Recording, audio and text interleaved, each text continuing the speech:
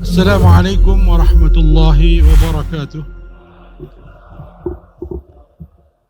إن الحمد لله نحمده ونستعينه ونستغفره ونعوذ بالله من شرور أنفسنا ومن سيئات أعمالنا. من يهده الله فهو المهتد ومن يضلل فلن تجد له وليا مرشدا. أشهد أن لا إله إلا الله وحده لا شريك له وأشهد أن محمدا عبده ورسوله الذي لا نبي بعده. اللهم صل وسلم وبارك على سيدنا ونبينا وحبيبنا وشافعنا ومولانا محمد صلى الله عليه وسلم وعلى آله وأصحابه ومن تبعهم بإحسان إلى يوم الدين أما بعد. Alhamdulillah Rabbil Alamin, kita panjatkan puji dan syukur kehadirat Allah Azza wa Jalla yang memberikan kita nikmat yang sangat banyak. Nikmat Islam, nikmat iman, nikmat ukhuwah, nikmat sehat, dan berjuta-juta nikmat yang lain. Jamaah salat subuh yang dirahmati Allah Subhanahu wa Ta'ala, memang tema kajian saya itu disetting untuk up to date, fikih waqi. Dan sebenarnya ini adalah metodologi wahyu atau metodologi Allah dalam membina umat. Al-Quran itu turun nggak sekaligus. Ketika ada peristiwa, turun ayat. Ada peristiwa, turun ayat. Jadi Al-Quran sendiri di masa turunnya itu menyesuaikan kondisi umat hari itu. Nah, pembahasan model seperti ini ya, mungkin bagi beberapa orang kurang nyaman karena kok nggak membahas kitab. Kan jadi runtut gitu ya. Nah, sebulan sekali saya. Khatamnya mungkin 10 tahun baru hatam. Yang sekarang belum paham, yang kemarin udah lupa. Maka karena cuma sebulan sekali, ya.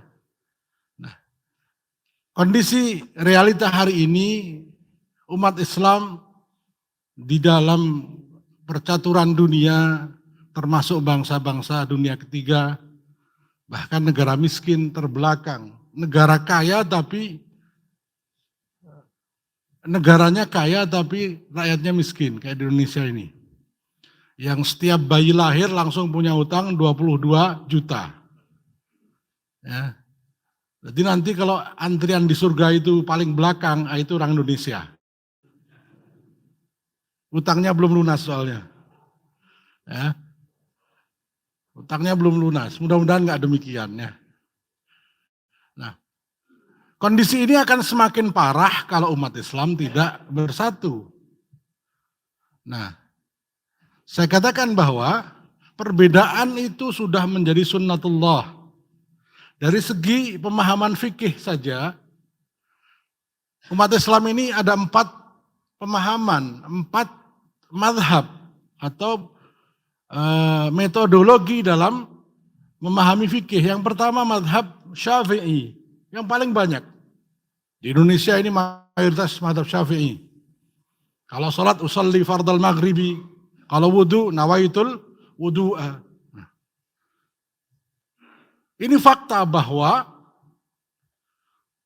hampir 100-an juta lebih di Indonesia saja. Belum lagi di Suriah, belum lagi di negara-negara Malaysia. Malaysia menjadi madhab resmi Syafi'i. Brunei madhab resmi. Di Thailand, Patani, hampir Asia Tenggara itu Syafi'i. Dari segi pemahaman fikih saja. Yang kedua Maliki. Maliki banyak di Afrika. Ya. Yang ketiga Hanafi. Hanafi banyak di Asia Tengah. Kayak Turki, Afghanistan, Uzbekistan itu Hanafi. Ya. Kalau Maliki sholatnya Allahu Akbar, tangannya enggak dakep. Ya. Hanafi kalau waladdallin enggak pakai amin. Nah, enggak kenceng. Nah. Ya. Yang terakhir yang paling sedikit Hambali. Mazhab Hambali ini yang banyak di Arab Saudi. Ya. Kalau baca Al-Fatihah pada waktu salat, Bismillahirrahmanirrahim. Enggak dikeraskan. Nah, maka kalau orang yang fanatik dengan fikihnya sendiri, itu begitu imamnya enggak ngeraskan Bismillah, langsung dia mufaraqah. Salatnya enggak sah katanya, karena enggak baca Bismillah. Dan Bismillah bagian dari Al-Fatihah. Nah, kacau. Pas makmum subuh nggak pakai kunut. Akhirnya imamnya sudah sujud, dia masih begini. Nah, ayat terlambat. Nah, ini sebenarnya ini kan bukan sesuatu yang pokok, tapi faktanya kita sendiri merasakan bahwa ini menjauhkan hati antara kaum muslimin. Itu baru dari sudut fikih. Dari akidah, ada yang Atsariyah, Salafiyah. Ya. Kebanyakan mazhab Hambali dan sekarang sudah mulai banyak. Yang kedua Asy'ariyah Maturidiyah, kebanyakan mazhab Syafi'i. Nah, ini sudah mulai sekarang gesekan, ya. Yang Asy'ariyah sifat Allah berapa? 20, wujud, qidam, baqa, mukhalafatul hawaditsi, qiyamu binafsihi, wahdaniyah, qudrah, iradah dan seterusnya. Malaikat ada berapa? 10 dan sebagainya. Sementara yang Atsariyah mengatakan sifat Allah tidak terbatas. Ya, dan sebagainya. Ini mau dibahas sampai setahun juga nggak akan ketemu kalau hatinya yang tidak mau bertemu. Nah, itu dari segi akidah saja. Kemudian dari segi politik ini, bagaimana menghadapi realita ini yang akan menjadi pembahasan kita pagi hari ini. Ya. Bagian terbesar kaum muslimin adalah mazhab Syafi'i, harus kita akui. Dengan akidah Asy'ariyah Maturidiyah. Bahkan 14 abad itu hampir sepanjang 14 abad ini khilafah Islamiyah itu Asy'ariyah Maturidiyah. Contohnya Salahuddin Al-Ayyubi Asy'ariyah Maturidiyah. Muhammad Al-Fatih Asy'ariyah Maturidiyah. Ibnu Hajar Asqalani ulama Syafi'iyah. Imam Nawawi Asy'ariyah. Imam Suyuti Asy'ariyah. Imam Ghazali Asy'ariyah. Jadi kalau kemudian orang mengatakan Asy'ariyah itu sesat, maka 14 abad para pemimpin dunia ini kebanyakan sesat, kan nggak mungkin. Ya. Tidak ada dalam tulisan sejarah Salahuddin Al-Ayyubi pembebas Palestina akan tetapi akidahnya sesat, nggak ada. Ya. Nah, hari ini malah menjadi runcing, padahal kelas keilmuan kita sangat jauh dibandingkan Imam Al-Ghazali. Ya. Satu contoh, Ibnu Qudamah itu Salafiyah. Atsariyah, Ibnu Qudamah. Nah, ketika beliau ditanya, siapakah Firqah An-Najiyah, kelompok kecil yang ditolong oleh Allah? Beliau mengatakan kelompoknya Salahuddin. Padahal Salahuddin secara akidah berbeda dengan beliau. Nah, ini. Nah, maka sikap yang akan saya sampaikan di sini. Bagaimana kita tetap berbeda pendapat, kita tetap tidak sama dalam pola pikir maupun langkah, tetapi hati kita bisa menyatu. Ini pas sekali dengan buku yang beliau tulis ya. Prinsip-prinsip dakwah di era penuh fitnah. Fitnah itu kekacauan. Jadi kacau balau, tidak ada kepemimpinan yang jelas, tidak ada ulama yang menjadikan rujukan. Ya, hari ini orang susah mensepakati siapa sih ulama Indonesia yang jadi rujukan. Ya. Sangat sulit. Ya. Bahkan sebenarnya kita punya ulama yang jadi wakil presiden. Ya. Tapi beliau sedang memilih diam. Nah. Jadi kan susah. Ini. Nah, seharusnya beliau adalah orang yang paling pertama menjadi rujukan. Tapi hari ini bahkan Masya Allah. Ya. Nah ini kan prihatin sekali. Beliau ulama. Bahkan mantan ketua majelis ulama. Nah, ini kan keprihatinan yang mendalam. Prinsip pertama, dakwah wajib berpegang teguh pada Al-Quran dan Sunnah. Jadi ini prinsipnya. Adapun kemudian sebagian kelompok mengatakan, tetapi hanya ulama yang berhak memberikan penjelasan. Oke, nggak masalah. Satu lagi mengatakan, Quran dan Sunnah tapi harus pemahaman salafus saleh. Yang paling penting semua sepakat, sumber utama Islam adalah Al-Quran dan As-Sunnah. Nah, Al-Quran dan hadis.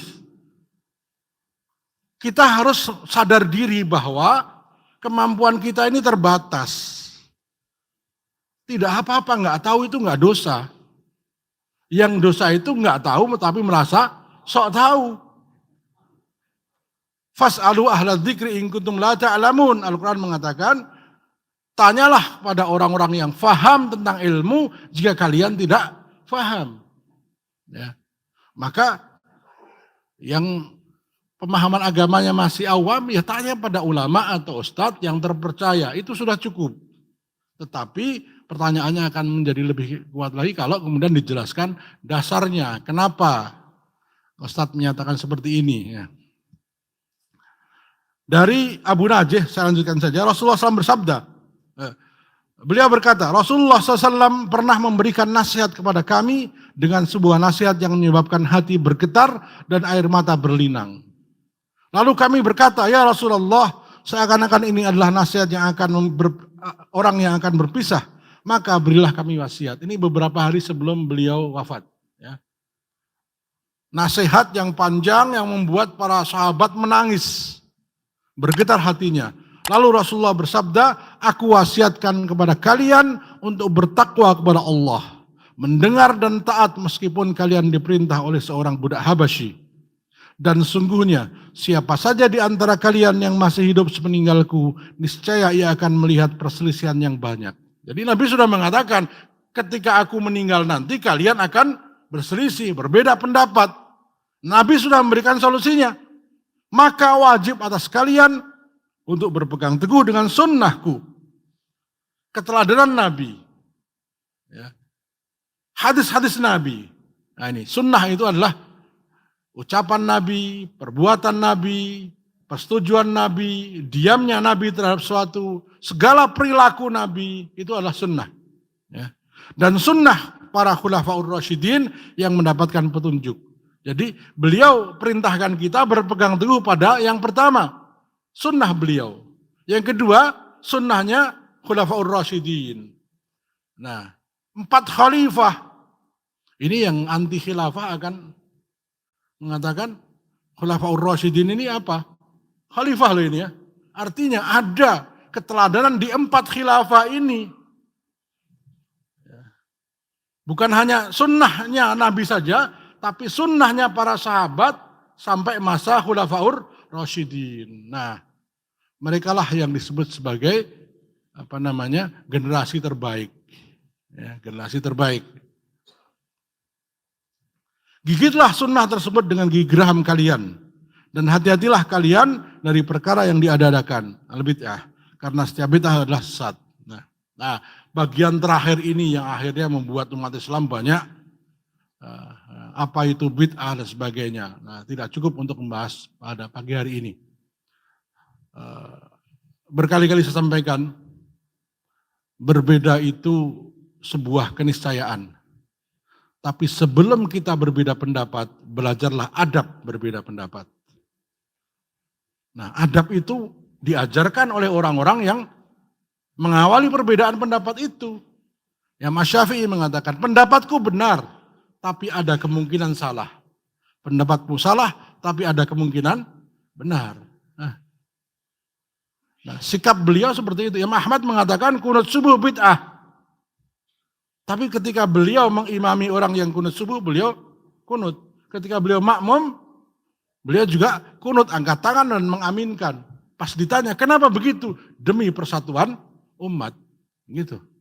Jadi di zaman beliau yang masih banyak ulama, ya, ada khilafah Islamiyah, para sahabat juga masih hidup, beliau lebih mengedepankan persatuan dibandingkan kekeh memegang pendapatnya. Nah, hari ini ulamanya sudah sedikit sekali, yang berpendapat itu juga tidak paham apa, yang memegang pendapat itu juga mungkin nggak paham, tapi sudah langsung hatinya itu renggang. Ya.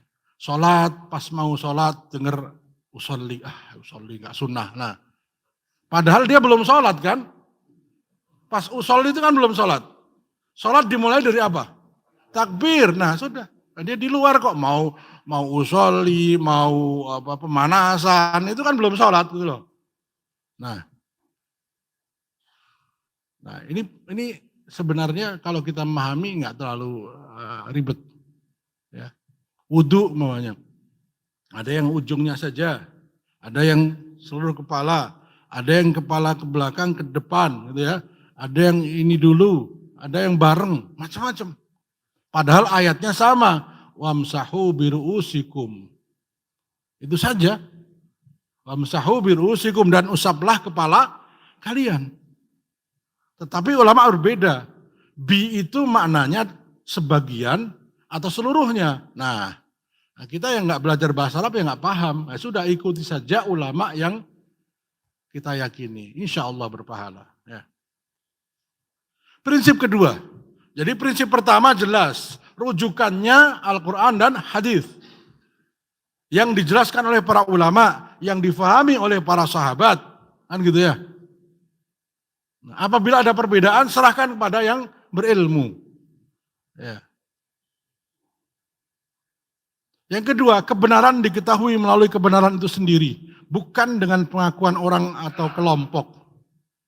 Nah, kalau kebenaran itu diukur dengan pengakuan kelompok, semua orang mengaku benar. Ya. Maka kebenaran diukur dari kebenaran itu sendiri. Nah, apa alat ukurnya? Al-Quran dan As-Sunnah dan Hadis. Ya. Ini luar biasa loh. Allah SWT menjamin bahwa Al-Quran tidak akan berubah sampai hari kiamat. Tidak ada satupun kitab suci yang berani menjamin seperti ini. Pernah ada musabaqah tilawatil Injil, musabaqah hifdzil Injil, lomba hafalan Injil. Injil apa dulu? Bahasa Jawa atau bahasa Sunda? Repot sudah. Ya. Edisi keberapa? Percetakannya mana? Loh, kan repot. Al-Quran, nggak ada pertanyaan seperti itu. Ya, seluruh dunia diadakan lomba hafalan Al-Quran, ya, sama semuanya. Dari mulai zaman Nabi sampai nanti hari kiamat sama. Nah, itu kan sebuah jaminan yang luar biasa. Rujukan kalian tidak akan pernah berubah. Inna nahnu nazzalna dzikra wa inna lahu lahafizun. Sesungguhnya kami yang menurunkan al-dzikra, Al-Quran, dan sesungguhnya kami yang akan menjaganya. Dijaga dengan lisan para penghafalnya. Ya. Anak-anak kecil sudah hafal Quran, mana ada kitab suci lain yang bahkan pendetanya, bahkan paus itu nggak hafal Injil. Nah. Yang banyak paustat, gitu. Hafal Quran kalau paustat. Gitu. Ada paus juga, paus yang hafal Quran, namanya paustat. Ya. Itu paus yang hafal Quran. Kalau paus yang di Vatikan sana, Injil nggak hafal. Bahkan bisa jadi Dr. Zakir Naik lebih hafal Injil dibandingkan paus. Ya. Apalagi Syekh Ahmad Didat, itu gurunya Dr. Zakir Naik, itu luar biasa. Ya, banyak versi Injil beliau hafal. Ya. Dr. Zakir Naik itu bukan hanya Injil, yang bukan hanya Al-Quran. Injil beliau hafal, kemudian kitab sucinya Hindu juga beliau hafal. Ya. Ya. Kebenaran diketahui melalui kebenaran itu sendiri. Alat ukurnya Al-Quran, hadis, kemudian pendapat para sahabat, Khulafaur Rasyidin tadi, Al-Mahdiyin, kemudian para ulama. Ya. Khalifah Ali bin Abi Thalib berkata, la tu'raful haqqu birrijali, i'rifil haqqa ta'rif ahlah.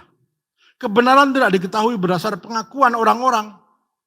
Pahami kebenaran itu sendiri, maka engkau akan tahu siapa yang berada di atas kebenaran.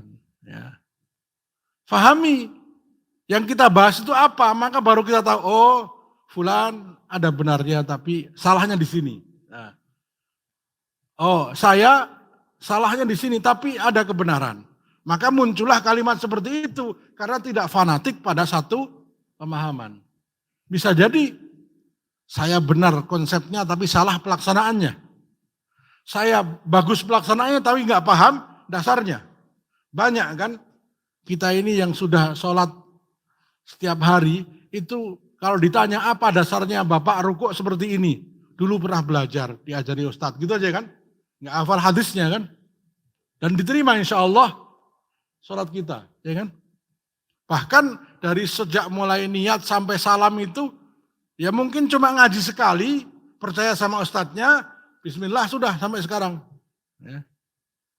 Nggak dihafalkan hadisnya kan, nggak dihafalkan ayatnya kan, ya sudah ketika itu saja sudah cukup. Yang punya tugas menghafalkan dan itu kan para ulama, kita sudah percaya kepada ulama. Ya. Ya. Jadi karena ulama itu warasatul anbiya, pewaris para nabi. Insya Allah para ulama akan memberikan fatwa yang bagus. Imam Abu Hanifah berkata, atau Imam Hanafi, la yahillu liman yufti min kutubi ay yuftiya hatta ya'lama min aina qultu. Tidak sah ya bagi orang yang berfatwa berdasarkan kitab-kitabku sehingga ia mengetahui berdasarkan apa aku berpendapat ya. Jadi beliau sendiri tidak mengizinkan orang mengikuti pendapatnya tanpa memahami dasarnya. Itu bagi yang mampu, bagi yang nggak mampu ya sudah ikuti orang yang mampu. Ya, karena memang keterbatasan kita. Ya. Dan itu sah. Imam Ibnu Hajar Asqalani mengatakan taklid mengikuti tanpa dasar boleh asalkan kepada ulama, orang yang berilmu yang terpercaya. Karena keterbatasan ilmu kita. Ya.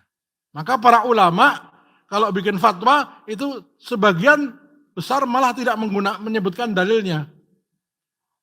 Ini boleh enggak? Boleh, sudah cukup. Sering kan Bapak Ibu bertanya, Ustaz kayak begini boleh enggak? Boleh, sudah.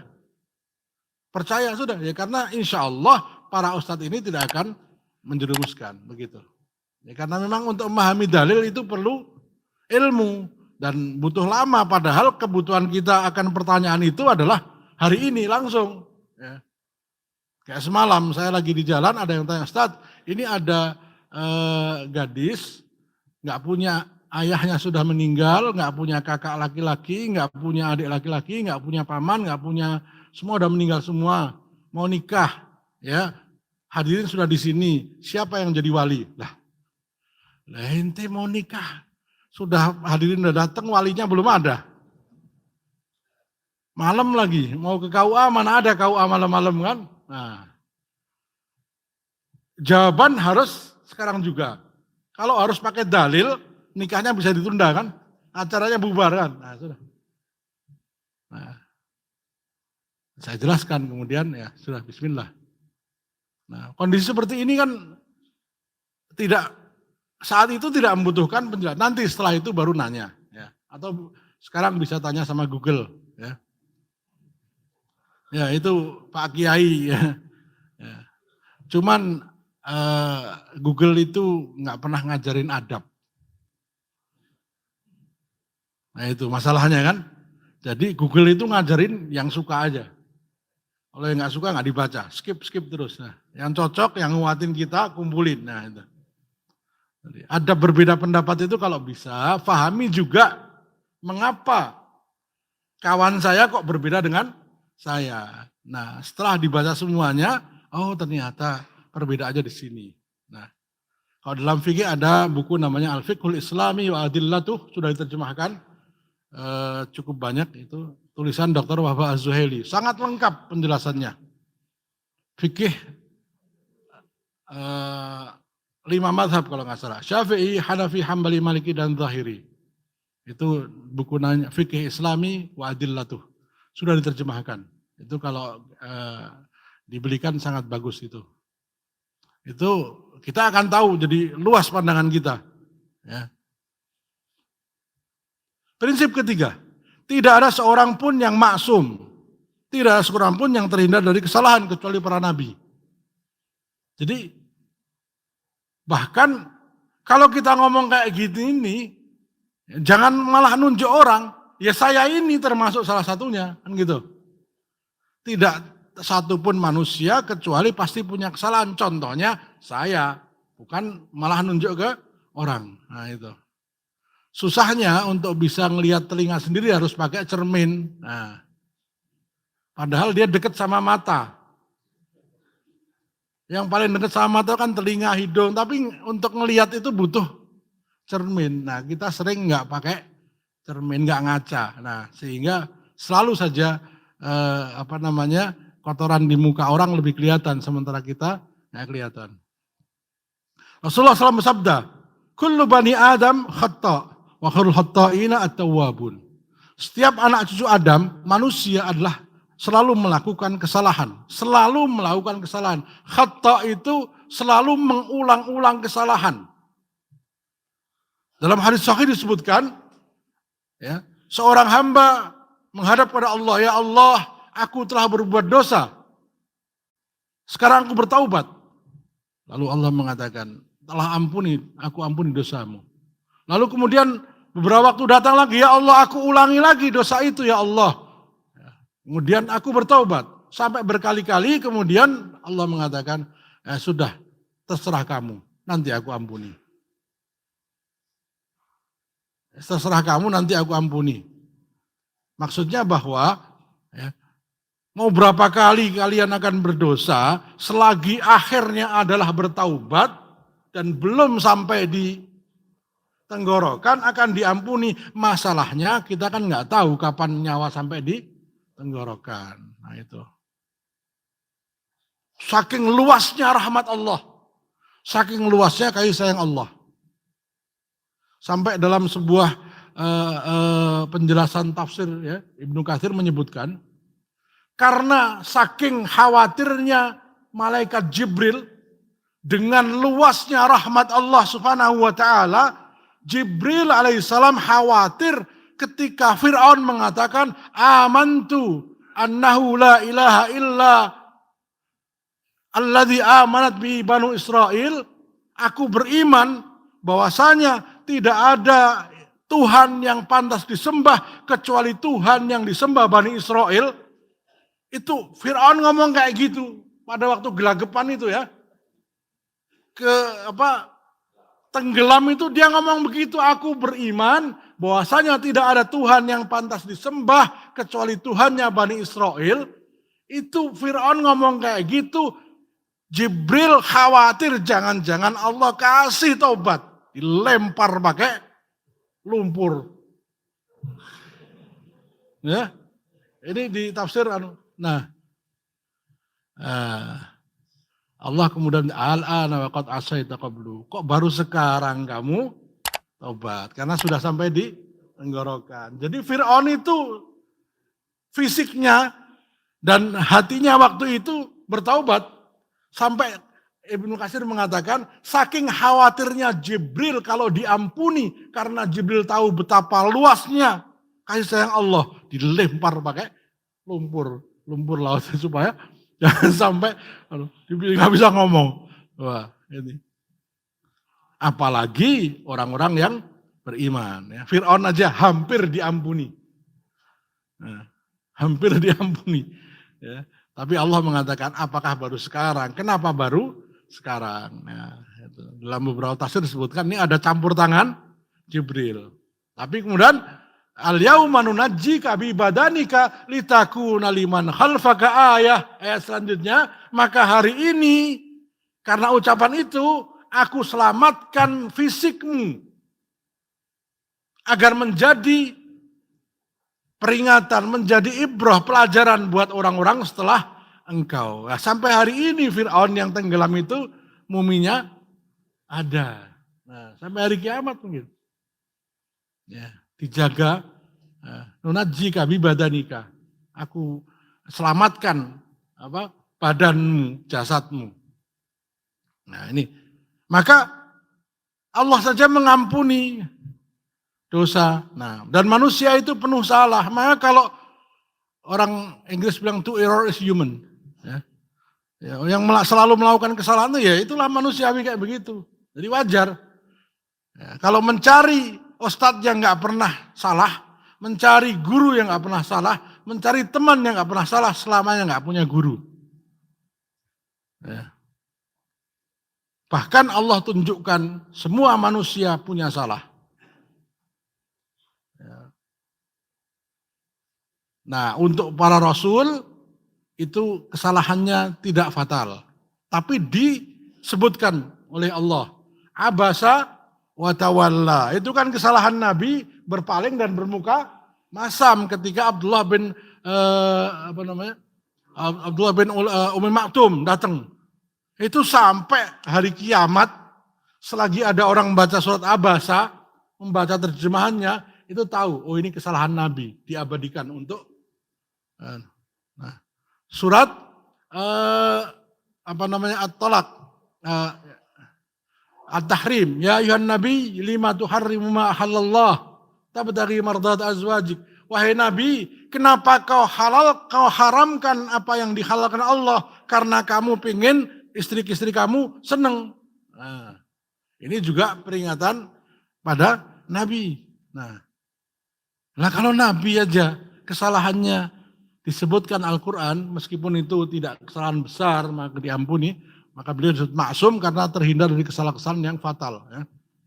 Nabi Musa disebutkan kesalahannya di surat Al-Kahfi, ya. Nggak sabar ketika bersama dengan Khidir. Ya. Nabi Ibrahim disebutkan kesalahannya juga ketika meminta ampun kepada Allah untuk bapaknya. Ya. Nabi Adam malah lebih jelas lagi kesalahannya.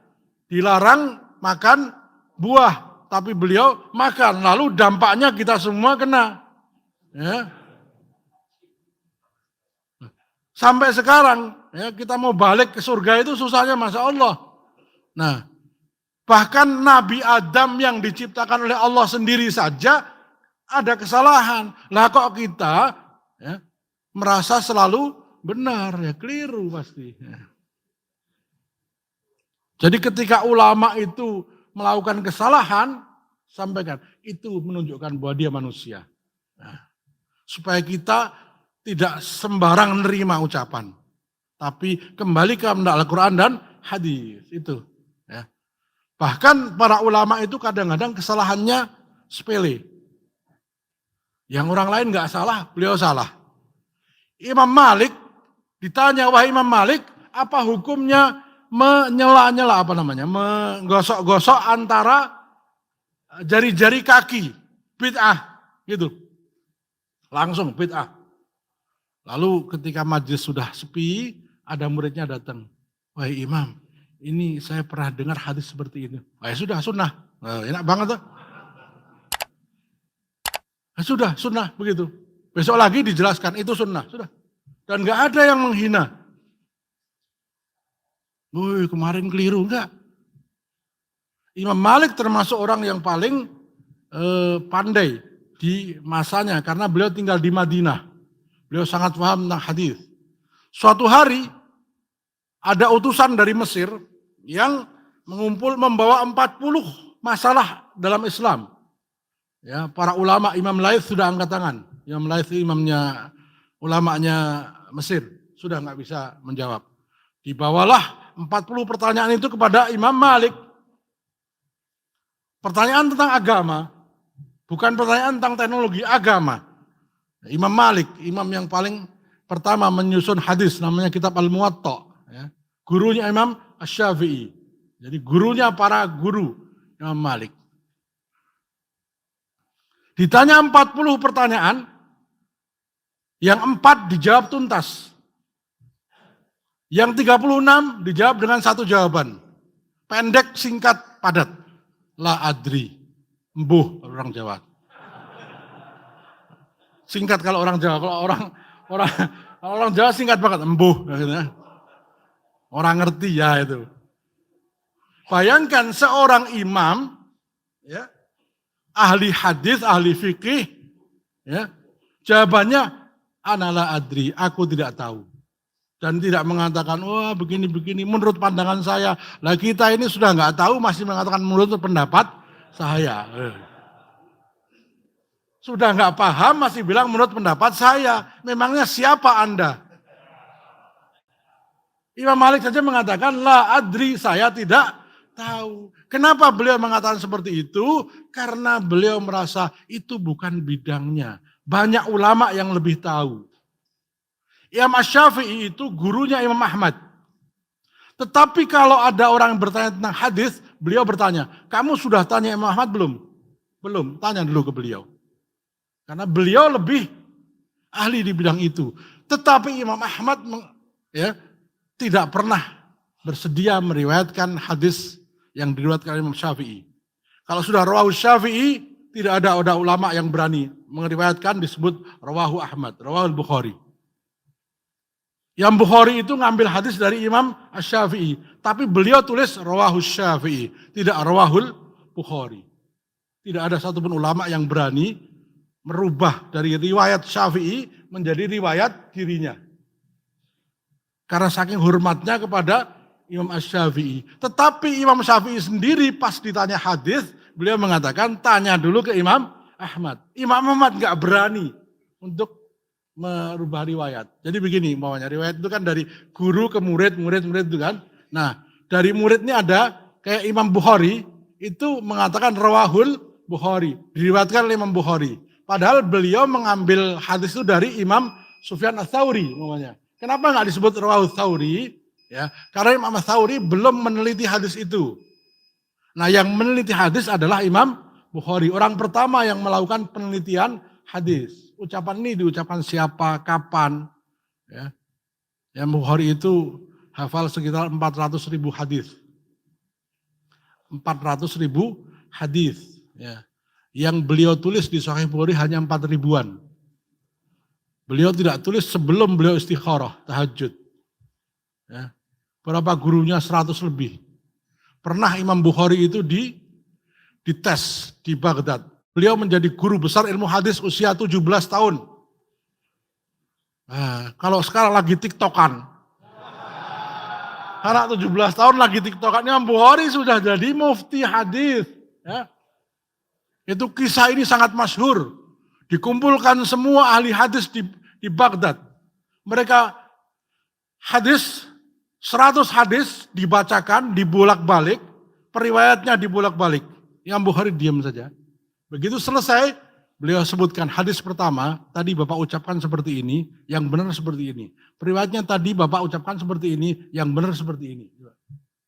Jadi Imam Bukhari itu, kalau Pentium sekarang ya sudah, jadi begitu gurunya selesai mengucapkan hadisnya, Imam Bukhari sudah hafal. Nah, beliau nggak pernah nyatat. Nggak pernah nyatat.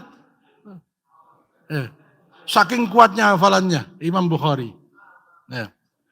Nah, Imam Bukhari ini orang yang dianggap sebagai kitab hadis yang tidak diragukan lagi kesahihannya. Namanya Sahih Bukhari. Saking hormatnya beliau pada Imam Syafi'i, beliau tidak mau menuliskan Rawahul Bukhari kalau jalurnya lewat Imam Syafi'i. Kalau jalurnya lewat Imam Ahmad, beliau tulis Rawahul Bukhari. Kalau jalurnya lewat Imam Auza'i, beliau tulis Rawahul Bukhari. Tapi kalau jalurnya lewat Imam Syafi'i, ditulis Rawahul Syafi'i. Sebagai penghormatan kepada beliau. Nah ini kan kita ini nggak ngambil yang gitu, ngambil perbedaannya. Nah, soal paha itu aurat atau bukan. Ya. Yang Bukhari mengatakan hadis yang menyebutkan bahwa paha itu aurat lebih berhati-hati. Sedangkan yang mengatakan paha laki-laki maksudnya. Ya. Tadi apa? Paha ayam. Nah. Paha laki-laki itu aurat. Beliau mengatakan hadis yang menyatakan bahwa paha laki-laki itu aurat lebih berhati-hati. Sedangkan hadis yang menyatakan bahwa paha laki-laki itu bukan aurat lebih kuat berdasarkan sanadnya. Ya, hadisnya lebih kuat. Ya. Jadi beliau jujur sampaikan seperti itu. Nah, saya lanjutkan. Setiap anak cucu Adam selalu melakukan kesalahan. Dan sebaik-baik orang yang melakukan kesalahan adalah orang yang bertaubat. Ya. Imam Malik rahimahullah berkata, sesungguhnya aku ini hanyalah seorang manusia yang salah dan benar. Kadang salah, kadang benar. Maka perhatikanlah pendapatku. Imam Malik saja mengatakan begitu, apalagi hanya kayak kita. Atau bahkan kelompok kita, majelis taklim kita, ustadz kita, jauh dari Imam Malik rahimahullah. Ya. Imam Malik itu imamnya ahli hadis di Madinah. Namun beliau duduk di shaf paling awal ketika yang ngisi kajian adalah Rabi'ah Ar-Ra'yi. Silakan buka Rabi'ah Ar-Ra'yi. Ini seorang ulama usia 18 tahun. Coba Imam Malik itu sumbernya hadis. Kalau yang ngisi kajian Rabi'ah Ar-Ra'yi beliau shaf awal nomor 1. Sampai Rabi'ah Ar-Ra'yi nggak enak. Coba. Nah kita baru sedikit ustadz aja sudah. Baru beda ustadz sudah mundur ya. Nah. Ya Malik itu begitu. Jadi salah satu di antara kelebihan Rabi'ah Ar-Ra'yi adalah beliau masih muda tapi majelis hadisnya dihadiri para ulama besar. Ya. Ternyata ada banyak penjelasan Rabi'ah Ar-Ra'yi yang tidak terfikirkan oleh para ulama itu. Ya. Sebagaimana para sahabat ketika dikumpulkan oleh Amirul Mukminin Umar bin Khattab, dikumpulkan para sahabat Badar. Ya, ada 300-an sahabat dikumpulkan. Waktu itu masih banyak yang belum keluar dari Madinah, dikumpulkan. Ya. Kemudian ada satu sahabat Ibnu Abbas, umurnya baru sekitar 20-an tahun. Ditanya, wahai para masyayikh, orang-orang yang senior ini, menurut kalian apa tafsir surat An-Nasr idza jaa nasrullah wal fath? Hampir semua mengatakan itu tentang kemenangan Islam. Idza jaa nasrullah, apabila datang kemenangan dari Allah.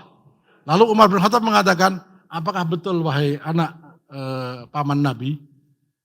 Anak paman Nabi itu panggilan Ibnu Abbas, Abdullah bin Abbas.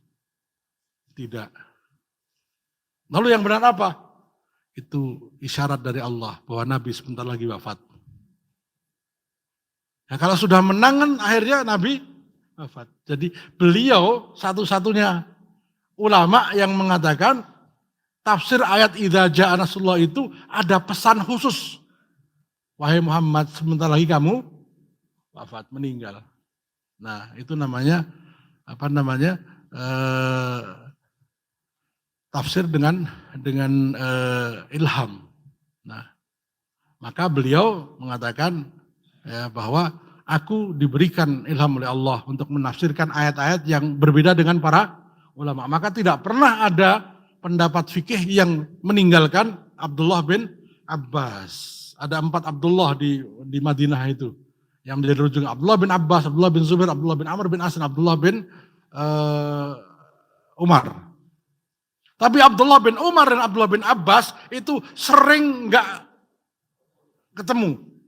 Abdullah bin Umar apa kata Nabi, apa tindakan Nabi ditiru. Sehingga ketika Nabi lewat sebuah jalan, ada pohon, beliau nunduk. Nah, Abdullah bin Umar setiap lewat jalan itu nunduk. Walaupun pohonnya sudah nggak ada. Beliau juga pernah selalu kalau lewat suatu tempat yang pernah dilalui Nabi, Nabi turun dari unta kemudian ke belakang sana kencing. Beliau setiap kali lewat tempat itu pasti turun kemudian kencing. Pas ditanya, kenapa kok begitu? Karena Nabi melakukannya, pasti berpahala. Nah, Abdullah bin Abbas gak begitu. Loh, Nabi nunduk karena ada pohon, maka sekarang pohonnya gak ada, kita gak perlu nunduk. Itu sudah terjadi di zaman Nabi. Bahkan Nabi sendiri ketika mau perang Bani Quraidah, ya, beliau mengatakan tidak boleh sholat asar kecuali di perkampungan Bani Quraidah. Maka berangkatlah kaum muslimin ke perkampungan Bani Quraidah. Rupanya sampai di tengah jalan, maksudnya di perjalanan bukan tengah jalan. Ya. Sampai di tengah perjalanan, nanti sholat di tengah jalan, ya, sholat di jalan. Ya. Omongan orang kan kadang-kadang diterima apa adanya kan, sholat di jalan. Enggak boleh sholat di jalan, ketabrak mobil. Yang boleh sholat dilanggar malahan. Nah, Nabi mengatakan demikian, maka sebagian mengatakan, ayo kita sholat. Waktu asar sudah habis. Nah sebagian mengatakan, loh tidak. Kan kita hanya boleh sholat asar di Bani Quraidah. Ya sudah nanti kalau udah sampai kita sholat asar. Loh enggak, maksudnya itu kalau saya memahami, itu berarti kita suruh cepet-cepet. Ya, sampai di Bani Quraidah sebelum maghrib. Maknanya begitu. Sahabat yang sebagian mengatakan, saya menafsirkan ucapan Nabi itu cepat-cepat berangkat sebelum maghrib sudah sampai di Bani Quraidah. Sehingga kamu sholat asar di Bani Quraidah. Sebagian mengatakan, ya tidak, ini ada spesial. Hari bonus mungkin ya. Nah, akhirnya sebagian sholat di perjalanan, karena waktu asar hampir habis, sebagian lagi tetap jalan, nggak sholat. Nah, sholat di Bani Quraidah. Nabi melihat itu dan Nabi tidak berkomentar. Jadi potensi perbedaan penafsiran sudah ada di zaman Nabi dan Nabi melihatnya, mendengarnya, mengetahuinya dan Nabi mendiamkan. Ya, ini harus kita pahami. Apalagi hal-hal yang sifatnya teknis, yang berkaitan dengan halal umum, bentuk perjuangan. Nah ini jelas. Sholat itu kan urusan yang sangat khusus. Waktunya jelas, kapan, itu Nabi tidak membahas, kalian salah, kalian benar, tidak. Nah, itu tidak dibahas hari itu. Hikmahnya apa? Ya, agar kita ya, juga menggunakan anugerah akal kita untuk memahami ya, nas-nas Al-Quran, hadis dan perkataan ulama. Imam Ali, Khalifah Ali bin Abi Thalib mengatakan, "Lau kana ad-dinu bir-ra'yi." Kalau agama itu pakai logika, maka Nabi akan perintahkan kita mengusap terompah itu bawahnya. Tapi rupanya atasnya. Nah, maknanya dalam beberapa hal memang tidak boleh menggunakan logika. Tapi dalam banyak hal ketika Nabi ditanya, ya Rasulullah, kami berselisih tentang harga gandum. Tolong tetapkan harga gandum itu ya Rasulullah. Lalu Nabi mengatakan, kalian lebih tahu tentang urusan dunia kalian. Nah, kalau harga gandum ditetapkan maka nggak ada pedagang gandum. Nggak pernah untung. Yang jual mengikuti sunnah Nabi, yang beli mengikuti sunnah Nabi. Ya udah nggak ada untungnya kan. Harga 100 balik 100 karena sunnahnya 100 ya kan. Nggak ada yang untung. Akhirnya nggak ada yang dagang gandum. Nah. Ya, karena yang jual juga mengikuti sunnah Nabi, yang beli sunnah Nabi ya sudah nggak ada untungnya. Nah, Nabi berikan seperti itu. Ya, keleluasaan kita untuk hal-hal yang sifatnya bukan ibadah khusus mahdoh. Setiap pendapatku yang sesuai dengan Al-Quran dan Sunnah, ambillah. Dan setiap perkataan yang menyimpang dari Al-Quran dan Sunnah, tinggalkanlah. Ya. Maksud beliau adalah ya, ketawaduan beliau. Bahwa aku juga manusia ini. Semua orang bisa diterima dan ditolak ucapannya, kecuali yang ada dalam kubur ini, Rasulullah SAW. Ya. Bukan berarti kemudian kita dengan leluasa mengkritisi pendapatnya Imam Malik, bukan. Nah, kita bukan pada makom seperti itu. Ya. Para ulama yang tahu. Makanya kemudian para ulama membuat ilmu perbandingan madhab. Nah, salah satunya yang tadi, fikih Islam adillatuh itu perbandingan madhab yang paling lengkap hari ini. Ada 2 kitab yang bisa ada. Ya, orang pertama yang membuat ilmu perbandingan madhab adalah Ibnu Rushd. Kitabnya Al-Bidayatul Mujtahid.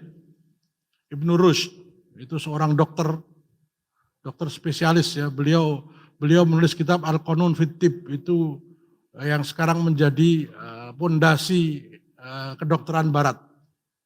Beliau juga menulis kitab tentang filsafat dan tata negara. Beliau juga menulis perbandingan madhab. Saking cerdasnya Ibnu Rushd. Ya. Nah, perbandingan madhab pertama ditulis Ibnu Rushd, kitabnya Bidayatul Mujtahid. Kemudian ada yang lebih besar lagi, namanya Al-Fiqh ala Madhabil Arba'ah, karangan Imam Jabil Al-Jazairi. Nah, yang paling lengkap Al-Fiqhul Islami wa Adillatuh, bisa dengan tulisan bahasa Indonesia, tulisan Latin kalau mau nyari, tulisan Dr. Wahbah Az-Zuhaili. ulama usul fikih yang baru setengah tahun yang lalu meninggal beliau. Asli dari Suriah. Prinsip keempat, al-khata' yuqaddar biqadri. Kesalahan ditimbang sesuai kadarnya. Jangan karena kesalahan pengikutnya kemudian seluruh kelompok disalahkan. Jangan karena kesalahan cara sholatnya maka seluruhnya ditolak. Kita kan begitu, kalau sudah nggak suka sedikit semuanya. Orang Padang itu loh, orang Padang itu jutaan kok. Hanya karena temennya yang satu kos-kosan, ngutang nggak dibalikin, akhirnya disimpulkan semua orang Padang, kalau ngutang nggak, ini kan repot. Malah orang Jawa itu loh, hanya karena tetangganya orang Jawa, kemudian menyimpulkan orang Jawa kayak tetangganya, kacau. Jangan karena rumput itu hijau, maka semua yang hijau rumput. Ya, ini repot, gara-gara rumput itu hijau, ini pun rumput. Nah, itu cara pandang kerbau sama kambing. Gitu ya.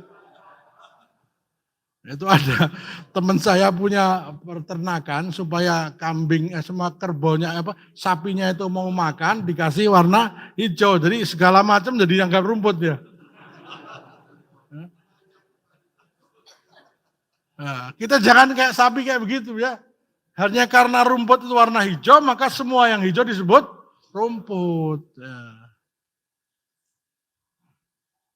Karena kita masuk hutan kemudian ketabrak pohon yang berduri, lo bilang ini hutan ini penuh dengan duri. Nah, kita kadang-kadang begitu cara berpikirnya.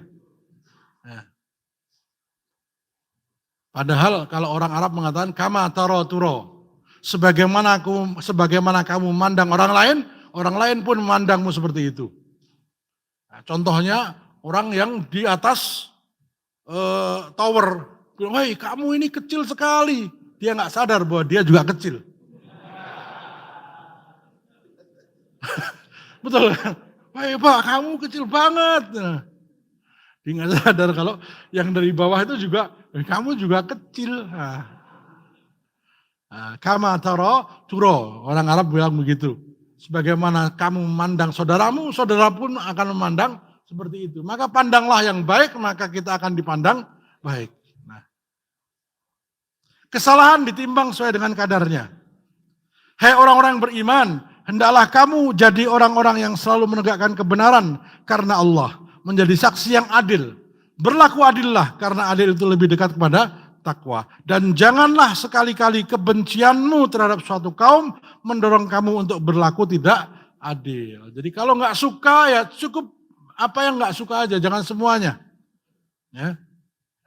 Jangan modal gebiah uyah kalau itu ya. Ya gara-gara tetanggaan sama orang Jawa ada langsung orang Jawa begini, nggak bisa. Orang Jawa itu ada yang suka pedas dan suka manis kok. Ya. Gara-gara ke Jogja makan gudeg, ini ada orang Jawa itu manis-manis. Yang jelas, yang benar, emas di Jawa itu murah. Nah, itu. Kalau beli emas di Jawa, itu ada untungnya. Saya udah sampaikan. Kenapa kok kemudian Monas itu pakai emas? Karena yang bangun Pak Soekarno orang Jawa dia. Emas. Banyak emas di sana kan, jadi kumpulkan emas. Dan bertakwalah kepada Allah, sungguhnya Allah Maha mengetahui apa yang kamu kerjakan. Jadi Al-Quran mengajarkan, ya, walaupun kamu tidak suka, tetap berlaku adil. Jangan sampai kebencianmu pada seseorang, kebencianmu pada satu kelompok membuat tidak adil. Ya. Maka kadang kita kalau sudah nggak suka dengan sebuah kelompok atau dengan seseorang itu keburukannya nampak semuanya, ya. Langsung di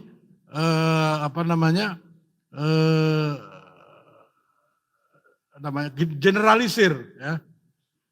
Nggak boleh itu. Syabdul Azzam ini seorang ulama Palestina yang hijrah ke Afghanistan, kemudian beliau berjihad di sana dan atas jasa beliau ini, salah satunya jasa besar beliau adalah menyatukan seluruh faksi jihad di Afghanistan, beliau minta fatwa kepada ulama, akhirnya hampir seluruh dunia berjihad di Afghanistan sampai Rusia diusir. Beliau terbunuh di Peshawar setelah sholat Jumat, dibom. Ya. Nah, beliau hampir sebagian besar ya, orang yang waktu jihad Afghanistan itu kenal nama beliau, Syekh Abdul Azzam. Nah, kenapa beliau bisa menyatukan 7 faksi besar di jihad Afghanistan? Ini salah satu nasihat beliau. Kalian bertanya tentang jamaah tabligh. Jamaah tabligh itu punya 6 prinsip. Ya. Yang pertama, la ilaha illallah, ya, murnikan la ilaha illallah. Yang kedua, fokus, utamakan salat yang khusyuk. Yang ketiga, ilmu dan zikir. Yang keempat, ikramul muslimin. Maka kalau ketemu jamaah tabligh kok disuguhi macam-macam, karena prinsip keempat menghormati kaum muslimin. Ya. Jangan kaget kalau bapak-bapak diundang khuruj 3 hari, kemudian khuruj makan bareng, yang di depan bapak itu profesor, jangan kaget. Yang ngajak makan bareng, bahkan yang nyuci tangan bapak itu jenderal, jangan kaget. Ya, Jenderal Anton Anton Baru Alam. Nah, kemudian jenderal yang Kapolda Sulawesi Selatan, yang Jenderal Umar itu juga ikut khuruj. Nah, jangan kaget kalau pas satu kelompok dengan beliau, tangan antum dicuci sama beliau. Nah, saya pernah diundang untuk khuruj, saya ikut khuruj 2 hari. Ya, sengaja nggak saya komplitkan 3 hari. Karena cuma sekedar untuk memberikan penghormatan dan sebagainya dan seperlunya. Nah, betul-betul dihormati dan sampai disiapkan, bahkan kalau makan kan bareng ya. Nah, udah. Setelah selesai makan ada yang itu dekan di UGM, dokter itu Ustaz. Dokter dapat jatah piket nyuci piring. Dan itu biasa karena ikramul muslimin. Nah, kalau kita lihat baiknya kan enak hati kita. Nah, yang ke-6, dakwah wa tabligh. Ini prinsipnya. Salah satu prinsip yang kemudian membuat jarang terjadi percekcokan di antara mereka, ya, tidak boleh membahas tentang khilafiyah dan politik di dalam majelisnya itu. Tidak boleh meminta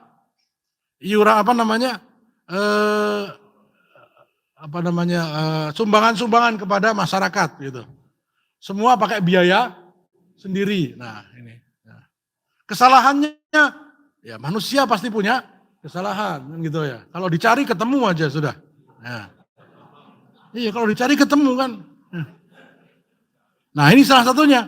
Kalian bertanya tentang jamaah tabligh, lalu seseorang berkata, jamaah tabligh tidak pernah menyerukan jihad qital. Jihadnya ya 40 hari, 3 hari dan sebagainya, tapi nggak pernah ngajak jihad untuk berperang. Nah, yang ngomong ini mujahid di Afghanistan. Ya. Apa itu jamaah tabligh? Ya, adanya keliling-keliling bawa kompor, kan sering gitu ya. Nah, sekarang udah nggak bawa. Ya.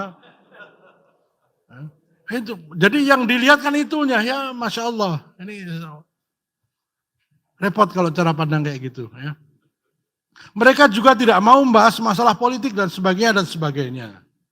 Nah, sementara juga ada yang pengajian kok politik terus gitu ya. Pengajian tuh harus tauhid, pengajian tuh harus tasawuf begitu kan. Ya sudahlah, yang mau politik biar politik. Karena nggak tahu kalau jadwal di hari Sabtu masalah fikih kan. Nah, yang tahunya kalau pekan ketiga aja. Nah, padahal malamnya malah ikro ya. Nah, jadi kalau orang itu sering ngelihat itu kan cuma depannya. Nah, belakangnya nggak dilihat. Ya.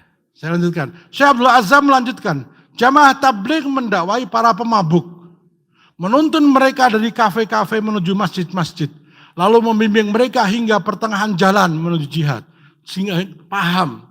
Ya. Minimal jihad melawan hawa nafsu, minimal jihad untuk jamaah, jihad untuk berdakwah, itu kan jihad juga kan. Tapi belum sampai jihad pada perang kan gitu ya, ada tahapannya. Maka aku nasihatkan kepada kalian, genggam tangan mereka, lalu bimbing mereka agar sampai di medan jihad fisabilillah. Nah, mereka telah melakukan peran yang besar dan kalian adalah orang-orang yang memiliki pandangan yang lebih baik dalam masalah jihad. Tak ada satu jamaah pun kecuali memiliki aib. Tetapi ini tidak berarti kita menafikan semua kebaikan yang ada pada mereka. Nah, jadi kita kalau mau jujur, hampir tidak ada satu bagian bumi di Indonesia yang belum didatangi jamaah tabligh. Nah, kalau kelompok organisasi Dewan Dakwah Islamiyah Indonesia, itu program utamanya dai pedalaman, ya, Hidayatullah. Nah, tanyakan tentang pedalaman Papua kepada Hidayatullah, yang paling tahu mereka. Ya. Pedalaman Kalimantan, mereka ke pedalaman-pedalaman, biaya sendiri. Nah, kalau mungkin suatu waktu ada waktu, namanya Ustadz Warisuddin itu, dia orang Dewan Dakwah, itu udah sampai ke bukan cuma pedalaman Indonesia, pedalaman Papua Nugini, pedalaman Tasmania, semua dia datangi. Ya karena memang punya kewajiban tabligh tadi, dakwah tadi. Nah, semangat itu pula yang mengantarkan Indonesia menjadi Muslim. Yaitu para pedagang, para sahabat yang berdagang ke Indonesia, ke Cina, gitu. Kalau nggak ada semangat itu nggak ada. Dan orang yang paling bersemangat diantaranya adalah jamaah tabligh. Ya. Fakta, di negara barat kenapa banyak orang masuk Islam, diantaranya adalah jamaah tabligh ini yang paling banyak punya peran. Mereka datangi rumah-rumah, diajak ngobrol tentang Islam, diajak sholat ke masjid gitu ya. Nah, ini kelebihannya. Kekurangannya pasti ada dan nggak perlu disebutkan di sini kan. Nah, kalau saya itu kelebihannya jelas, berat badan. Jadi kalau mau nyari kelebihan saya itu gampang sekali, berat badan.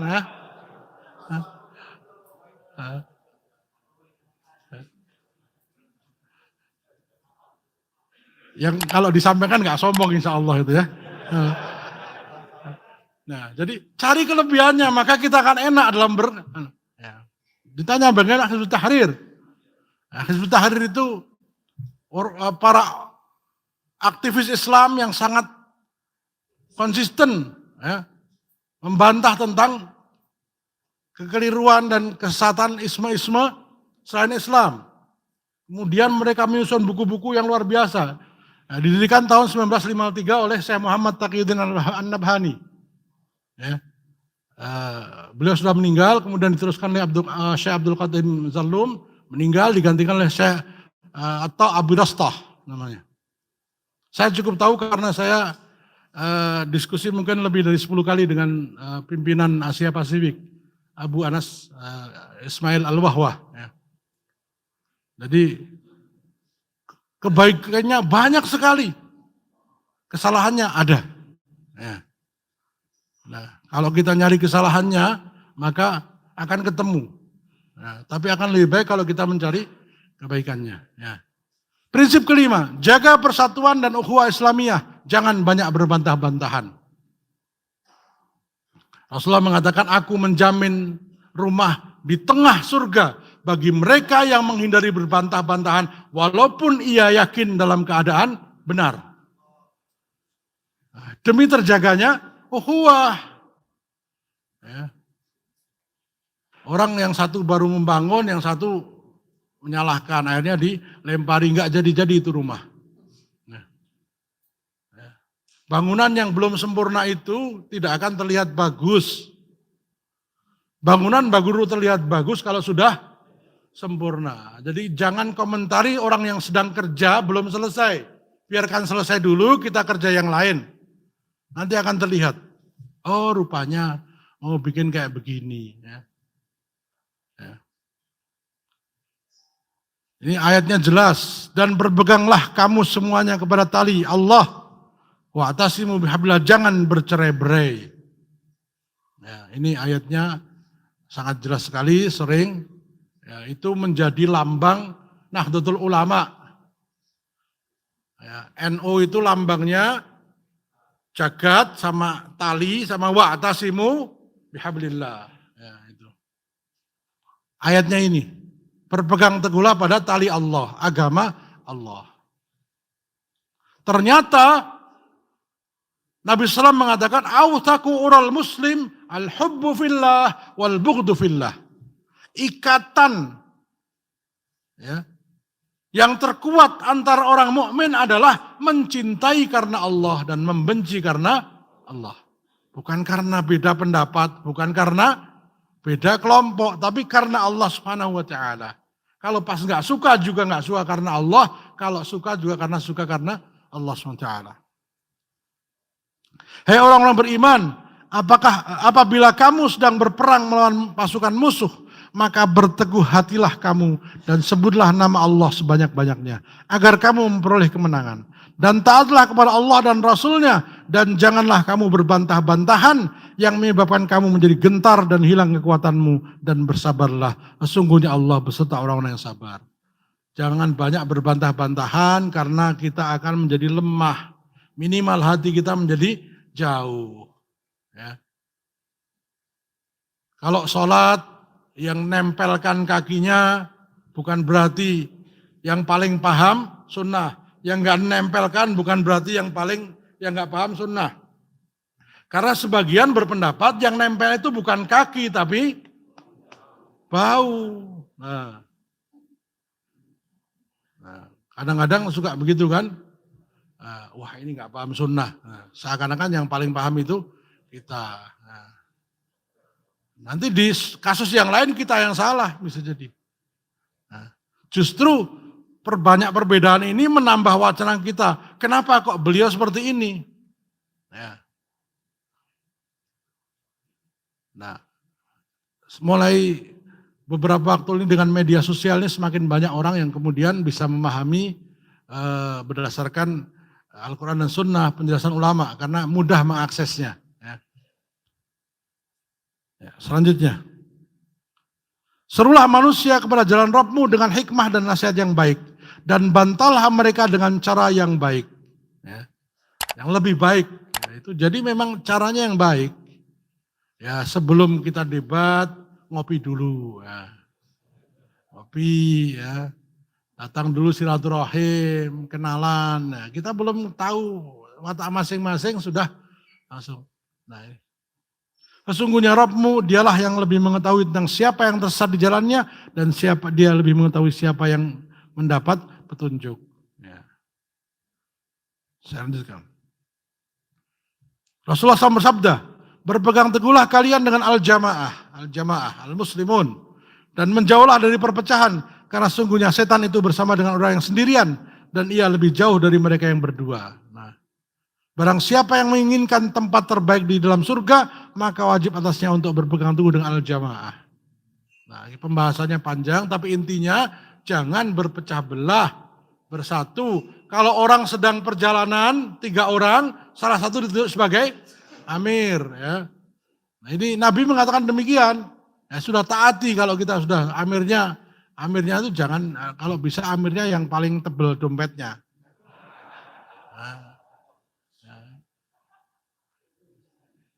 Udah terserah Bapak, saya ngikut.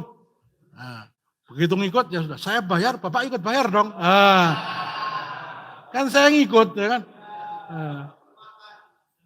Ikut makan, giliran bayar nggak ikut kan. Nah ini, pas makan ikut, minum ikut. Kalau pas bayar ya ikut.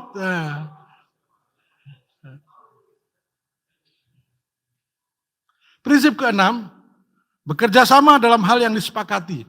Toleran dalam perbedaan pendapat. Jadi yang udah sepakat udah kita kerjasama.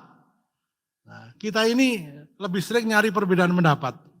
Padahal sepakatnya banyak. Quran kita sama, kiblat kita sama, Nabi kita sama, ya, Tuhan kita sama, agama kita sama. Bahkan daerahnya sama, berangkat ke masjid bareng-bareng. Ya. Cari persamaan untuk kita bekerja sama, untuk membangun tansik, aliansi.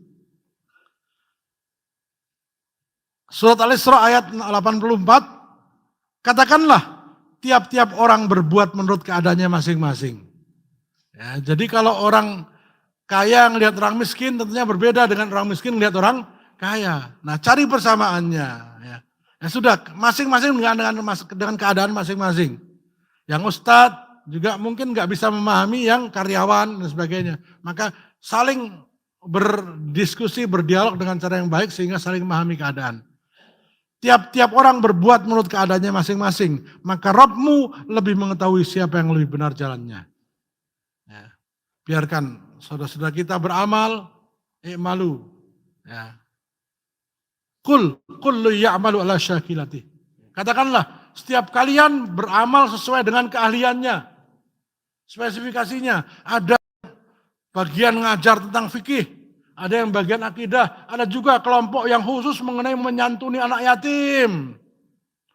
Wah, jangan dibilang, wah cuma anak yatim aja yang diurus. Janda-janda kapan loh? Wah. Ngurus janda itu nggak harus dinikahi. Yo. Wah. Kalau urusan kayak gini kok jadi pada ketawa ya. Ada yang bagian ngurusi politik terus. Kenapa kok politik terus nggak ekonomi? Ya ekonomi kamu yang mikir kan gitu. Jadi setiap kita punya potensi masing-masing, maksimalkan potensinya, ya jangan saling menyalahkan. Sudah. Kullu ya'malu ala syakilati. Katakanlah wahai Muhammad, setiap kalian beramal sesuai dengan spesifikasi kalian. Dokter ada spesialis THT. Bayangkan 6 tahun, ya 4 tahun nah cuma gini aja. Naik dikit THT. Ini kedokteran gigi, naik dikit urusan THT, turun dikit urusan THT. Naiknya agak ke atas urusan mata. Itu baru satu, ya sama-sama dokter, ditanya mata, dia nggak mau jawab, saya THT Pak. Itu untuk bisa spesialisasi itu sampai 4 tahun lebih, belum lagi jadi koasnya dan sebagainya. Hanya urusan mata, kesini dikit telinga, THT lagi urusannya. Nah, kalau di barat, listriknya, pompa airnya rusak, manggil plumber. Oh ini listriknya yang rusak, tolong betulin. Enggak, ini urusan electricity. Gitu. Jadi enggak kemudian kayak di sini tukang itu semua bisa, AC oke. Enggak, di sana enggak. Ya, yang rusak kerannya ternyata yang rusak pompa airnya, manggil ahli electricity. Dan ketika manggil itu langsung billing. Jadi begitu datang bayar, ini transportnya gitu. Ya, betulin nggak betulin. Nah, jadi bisa jadi yang rusak 1, yang datang 3 orang. Beruntunglah di Indonesia. Ya. Udah gitu harian lagi ya. Harian ya, bukan jam, biasanya jam. 1 jam $15 coba. Jadi nggak jadi itu. Nah, jadi setiap profesi ada spesifikasinya, demikian juga dalam dakwah. Ada yang masalah tarbiyah pendidikan, Muhammadiyah, NU, itu soal pendidikan. Nah kalau pesantren yang paling banyak NU. Kalau rumah sakit, Muhammadiyah. Ya, jangan bilang, lo NU nggak bikin rumah sakit. Nah, mereka fokus pesantren-pesantren, ya kan gitu. Ya, jangan salahkan jamaah tabligh yang nggak terjun di bidang politik. Memang mereka tidak mau terjun di bidang politik. Ya pasti salah sudah kalau soal politik. Karena memang mereka nggak mau terjun di bidang politik. Muhammadiyah suruh bikin partai nggak bakal mau. Karena Muhammadiyah tidak berpartai. Soal mengendorse itu urusan masing-masing. Ya. Nah. Akhirnya jadi partai umat, partai bintang, partai bulan, apa semua. Nah, itu karena Muhammadiyah tidak bikin partai. Partai mentari ya segala macam. Ya. Yang belum partai grosiran, eceran itu ya.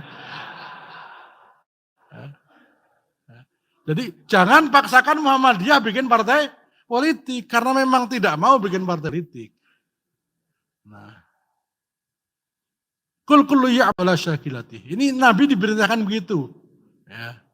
Jangan bahas tentang mencari rizki yang diajak ngomong Abu Dzar. Ya. Ngomong sama Abdurrahman bin Auf, sama Utsman bin Affan. Nah, ini bilang ahlinya. Ya. Abu Dzar Al-Ghifari, ya, beliau paling rajin untuk menuntut ilmu dan sebagainya. Nah, ada sahabat-sahabat itu punya spesifikasi masing-masing. Makanya tidak ada satupun sahabat yang gelarnya sama. Nabi itu menggelari sahabat masing-masing. Beda-beda. Umar namanya Al-Faruq, Abu Bakar As-Siddiq. Nah, karena masing-masing punya kekhasan yang menonjol. Itu teori Nabi, cara Nabi. Cari yang terbaik, kemudian sebutkan. Loh, kalau antum itu sama kelompok itu yang paling bagus dalam masalah dakwah pedalaman. Sana. Nah gitu, bukan cari yang buruknya. Nah, maka sahabat Nabi itu dikasih julukan semua. Ya. Semua kasih julukan. Dengan yang terbaik yang ada pada dirinya. Yang terbaik yang ada pada dirinya. Sementara kita menggelari orang lain, menggelari kelompok lain dengan yang terburuk yang ada pada mereka. Ya sudah, kebalik gitu. Ya.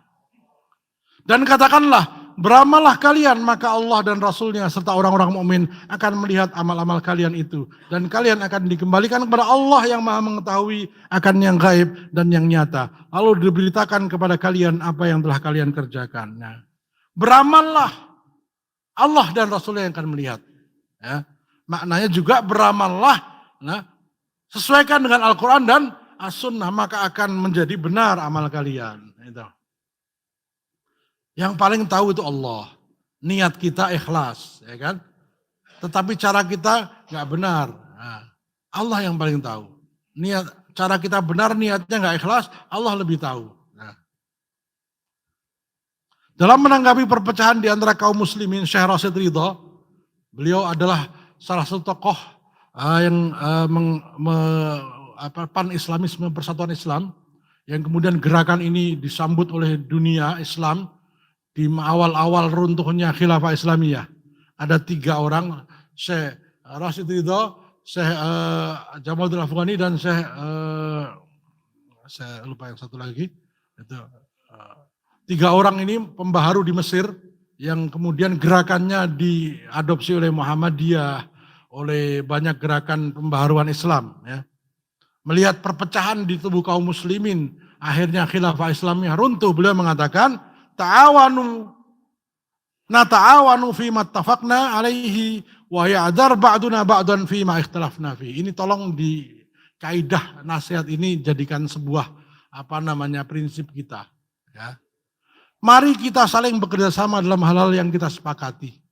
Dan mari kita saling maafkan dan memaklumi dalam masalah-masalah yang kita berbeda pendapat. Nah, orang Sunda, orang Jakarta, kalau huruf dal itu pasti dal. Iyyaka na'budu.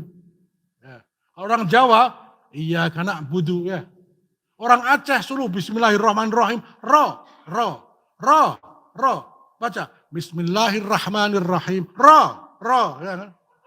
Jadi betul ro. Ulangi. Bismillahirrahmanirrahim lagi. Ya sudah, memang dia kalau baca bismillahirrahmanirrahim gitu ya. Orang Aceh kan begitu. Walaupun pas ditahsin ro. Ulangi lagi, ro. Baca bismillahirrahmanirrahim, balik lagi. Ya. Karena sejak lahir dia dengar kayak begitu, sudah. Ya sudah. Oleh karena itu Al-Quran itu ada 7 macam bacaan yang disebut qiraah sab'ah. Quran pun 7 macam bacaan karena Quran akan disebarkan ke banyak, maka disesuaikan dengan lidah masing-masing. Loh, ini Allah sendiri juga, ya. Kalau ke Libanon itu agak miring. Wadduhi gitu. Hayya 'alas saleh. Nah, itu kok Libanon, Yordan agak miring-miring. Nah, semua dibaca E. Itu mungkin dulu yang ngajari pernah ke Betawi itu. Lu gue ya. Nah. Jadi Al-Quran sendiri membuka ruang untuk perbedaan cara membaca. Ya. Kenapa kita malah justru menyempitkan perbedaan yang oleh Allah dan Rasulnya diberikan kelonggaran gitu loh.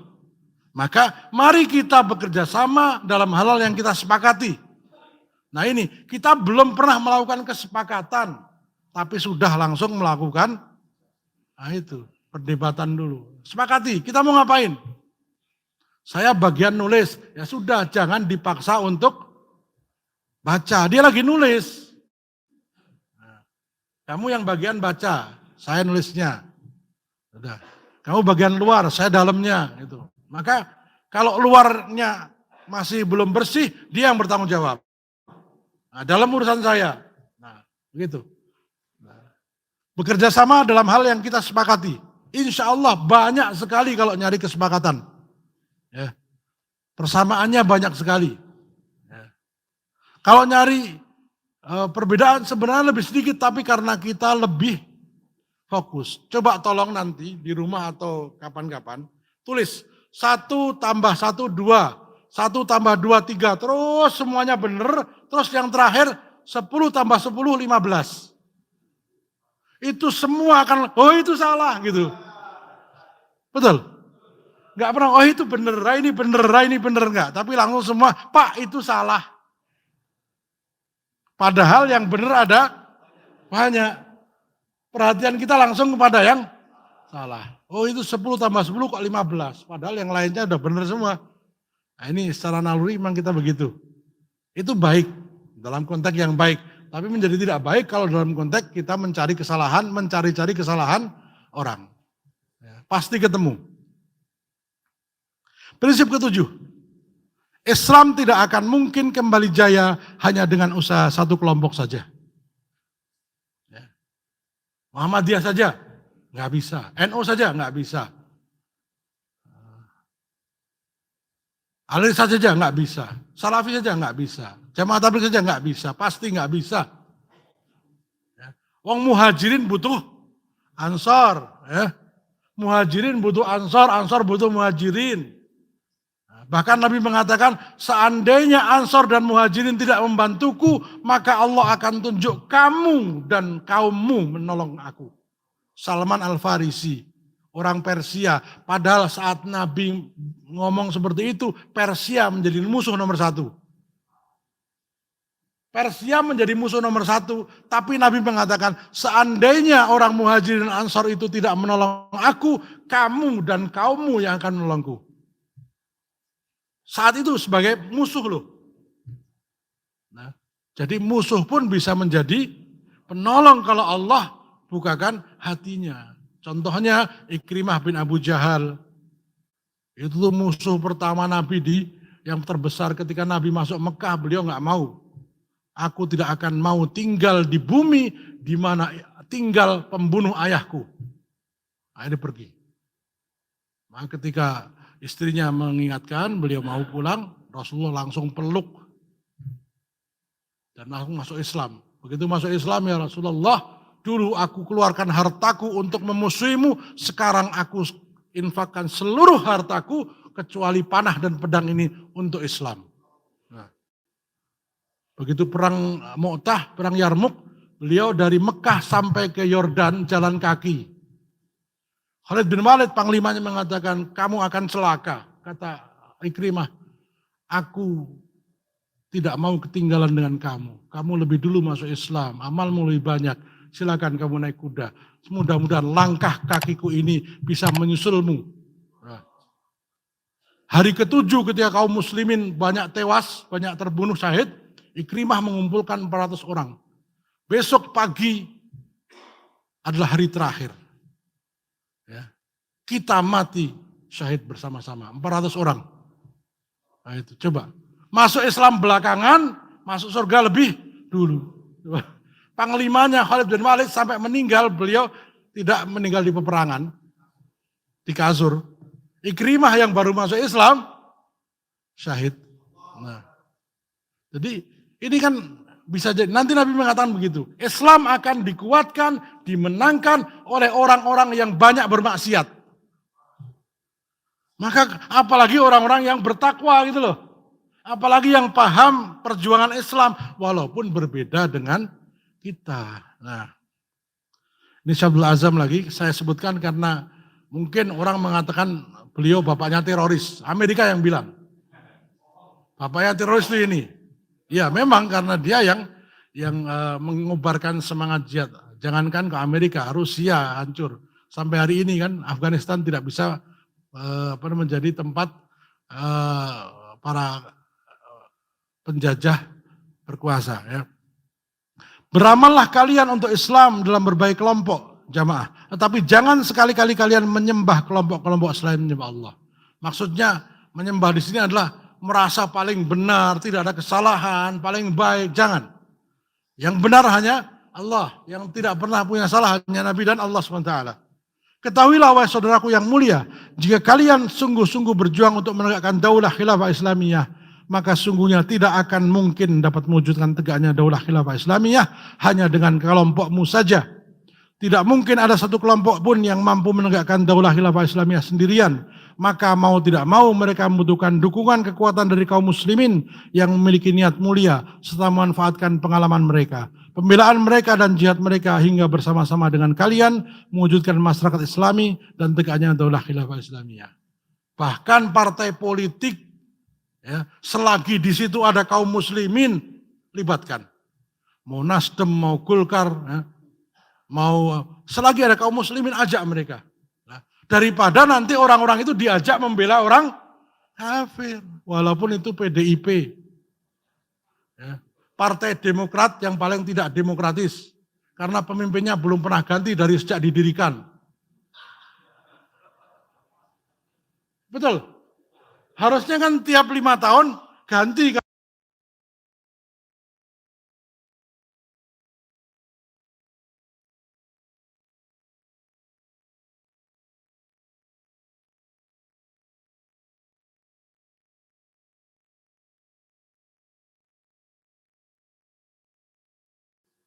Saya pernah cerita tentang Abu Mihzan Ats-Tsaqafi.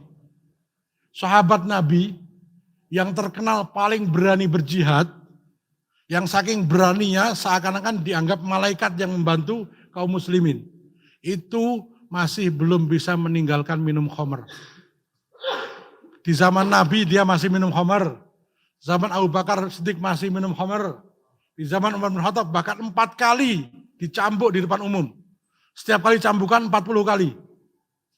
Saking tidak bisa ninggalkan khamr coba. Kalau kita cemen khamr, jangankan minum nyentuh pun belum kan. Abu Mihzan itu kalau jihad nomor 1 berangkat. Tapi kalau urusan malam dia sudah malam tutup pintu. Nah, ya. Dia kalau ada film namanya Drunken Master ya. Dewa mabuk. Sampai akhirnya diusir sama Umar bin Khattab. Diusir untuk jangan tinggal di sini. Kamu itu orang baik. Akhlaknya baik. Perasaannya lembut. Pembelanya kepada kaum muslimin luar biasa. Cuma satu kelemahannya apa? Belum bisa meninggalkan khamr. Akhirnya diusir. Disuruh ke Yaman. Diusir. Nah nangis dia. Ketika diusir, Umar bin Khattab sedang menyiapkan pasukan untuk menaklukkan Persia. Nangis, ya Allah, aku nggak bisa berangkat jihad. Coba ada pemabuk kayak gitu? Ya kalau mabuk laut, mabuk darat bisa. Ini mabuk khamr ini, bukan mabuk. Ya. Akhirnya dia nanti pokoknya saya akan melarikan diri. Jadi dikawal dia sampai tengah perjalanan. Di alasan ini dan itu karena memang orang baik dilepas. Nah akhirnya dia melarikan diri. Nah sahabat yang diperintahkan mengawal ini balik ke Madinah. Wahai Amirul Mukminin, Abu Mihzan kabur. Umar ketawa. Paling nyusul dia. Nah, akhirnya oke kalau gitu ini bawa surat ini. Umar nulis surat, suruh kasihkan ke Sa'ad bin Abi Waqqas, ya, panglimanya. Jangan sampai kedahuluan, ayo cepet-cepet sampaikan ke Sa'ad bin Abi Waqqas. Ternyata isinya, kalau nanti Abu Mihzan nyusul kalian, ikat dia. Ikat, jangan boleh ikut jihad. Nah, betul, akhirnya diikat. Pas hari berkecamuk jihad, nangis dia teriak-teriak. Tolong, lepaskan aku. Siapa yang mendengar suaraku, tolong lepaskan. Aku ingin ikut berjihad. Yang ada tinggal para wanita. Nah, istri Sa'ad bin Abi Waqqas waktu itu mendengar, akhirnya dilepaskan. Lalu, tolong pinjami aku kuda dan pakaian dan peralatan perang. Akhirnya dipinjami peralatannya suaminya Sa'ad bin Abi Waqqas. Lalu terjunlah ke perang. Kaum muslimin langsung gembira. Malaikat datang menolong kita. Malaikat datang menolong kita. Kecuali Sa'ad bin Abi Waqqas. Malaikat apa itu kuda-kuda saya? Karena dia pinjam kuda tapi juga pinjam serban. Supaya tidak dikenali. Coba. Ikhlasnya kayak gitu. Akhirnya begitu musuh kocar kacir. Karena dia takut dikenali. Bukan malah, loh ini saya sudah kayak gini. Bukan. Dia takut dikenali. Dia cepat mundur kemudian minta diikat lagi.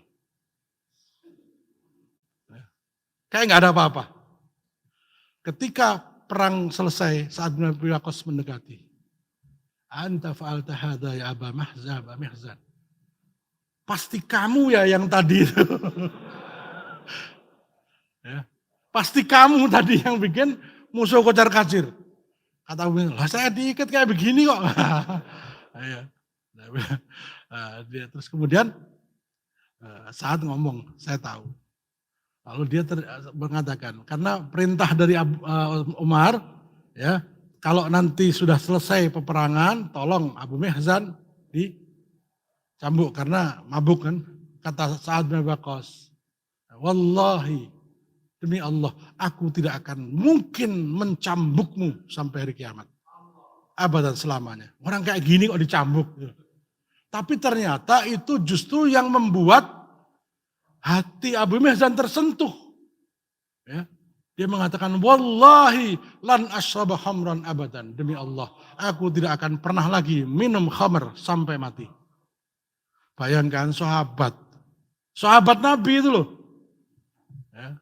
Puluhan tahun di zaman Nabi sampai sahabat belum bisa ninggal khamr. Tapi ketika urusan jihad, enggak kemudian, hei kamu pemabuk, jangan berangkat. Enggak. Justru semua memuji keberanian beliau.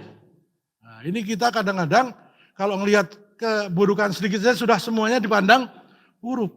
Sahabat mengajarkan begitu.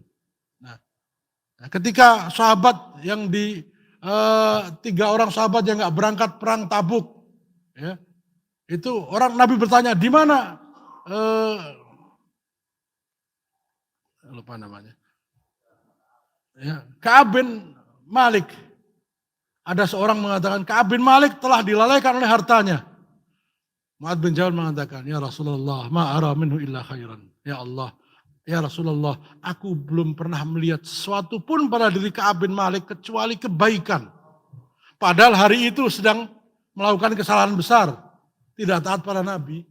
Sahabat mengatakan, kami tidak pernah melihat sedikit pun keburukan pada diri beliau. Ini yang namanya kaum muslimin. Ya, saling mencari kelebihan. Ya. Rasulullah SAW bersabda, sesungguhnya Allah memperkuat agama ini dengan bantuan orang yang banyak bermaksiat dan melampaui batas. Ya, itu ada sahabat yang berani, sangat berani. Ternyata dia orang ahli maksiat. Banyak itu. Dia masuk Islam,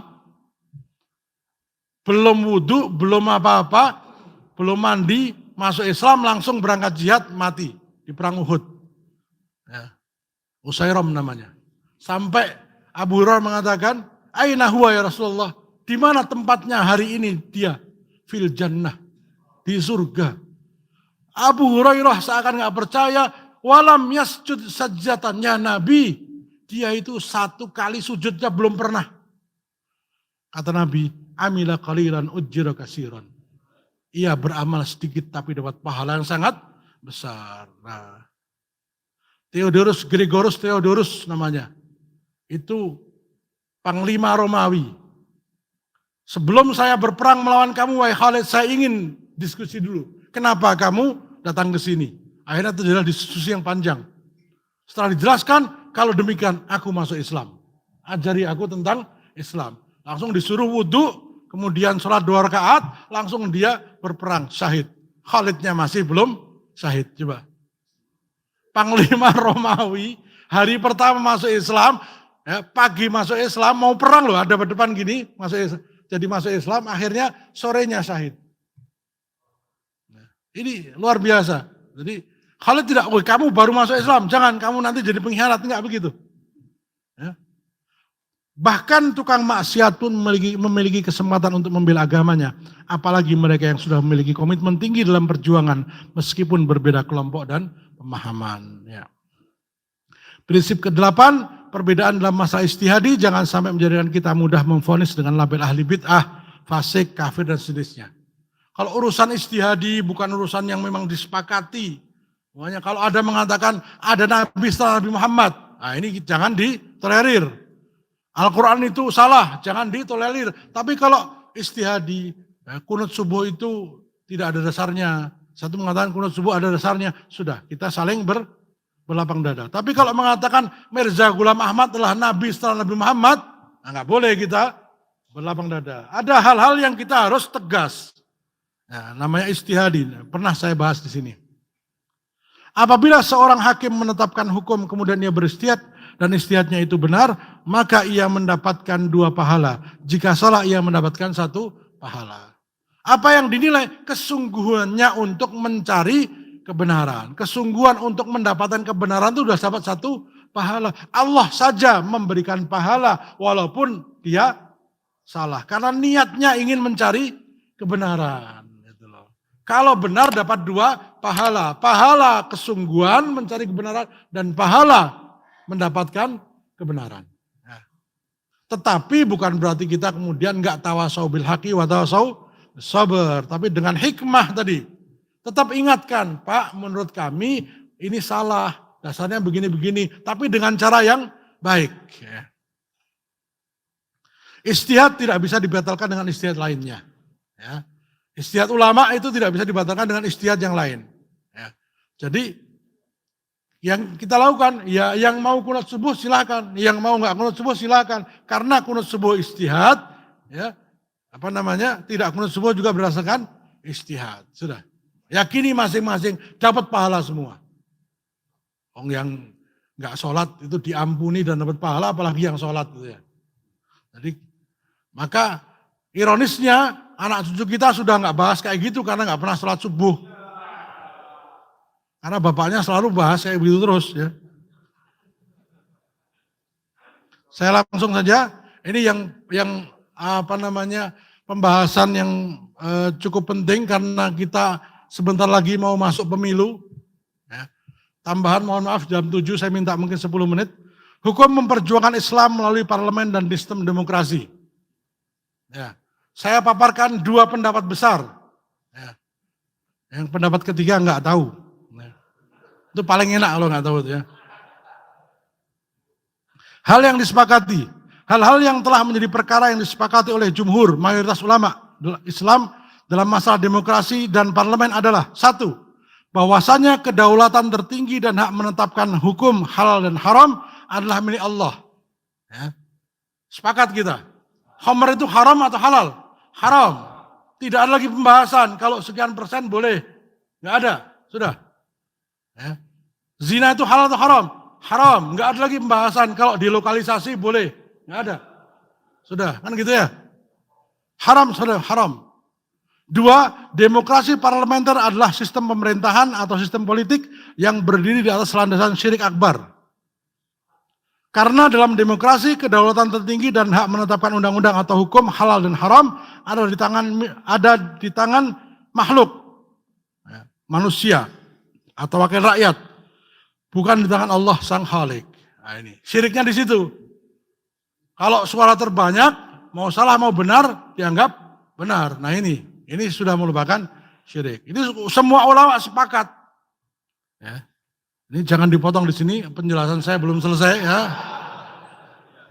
Biasakan nonton sampai selesai. Biasakan kuotanya yang cukup dulu biar nggak muter-muter ya. Jadi semua sepakat demokrasi bukan dari Islam.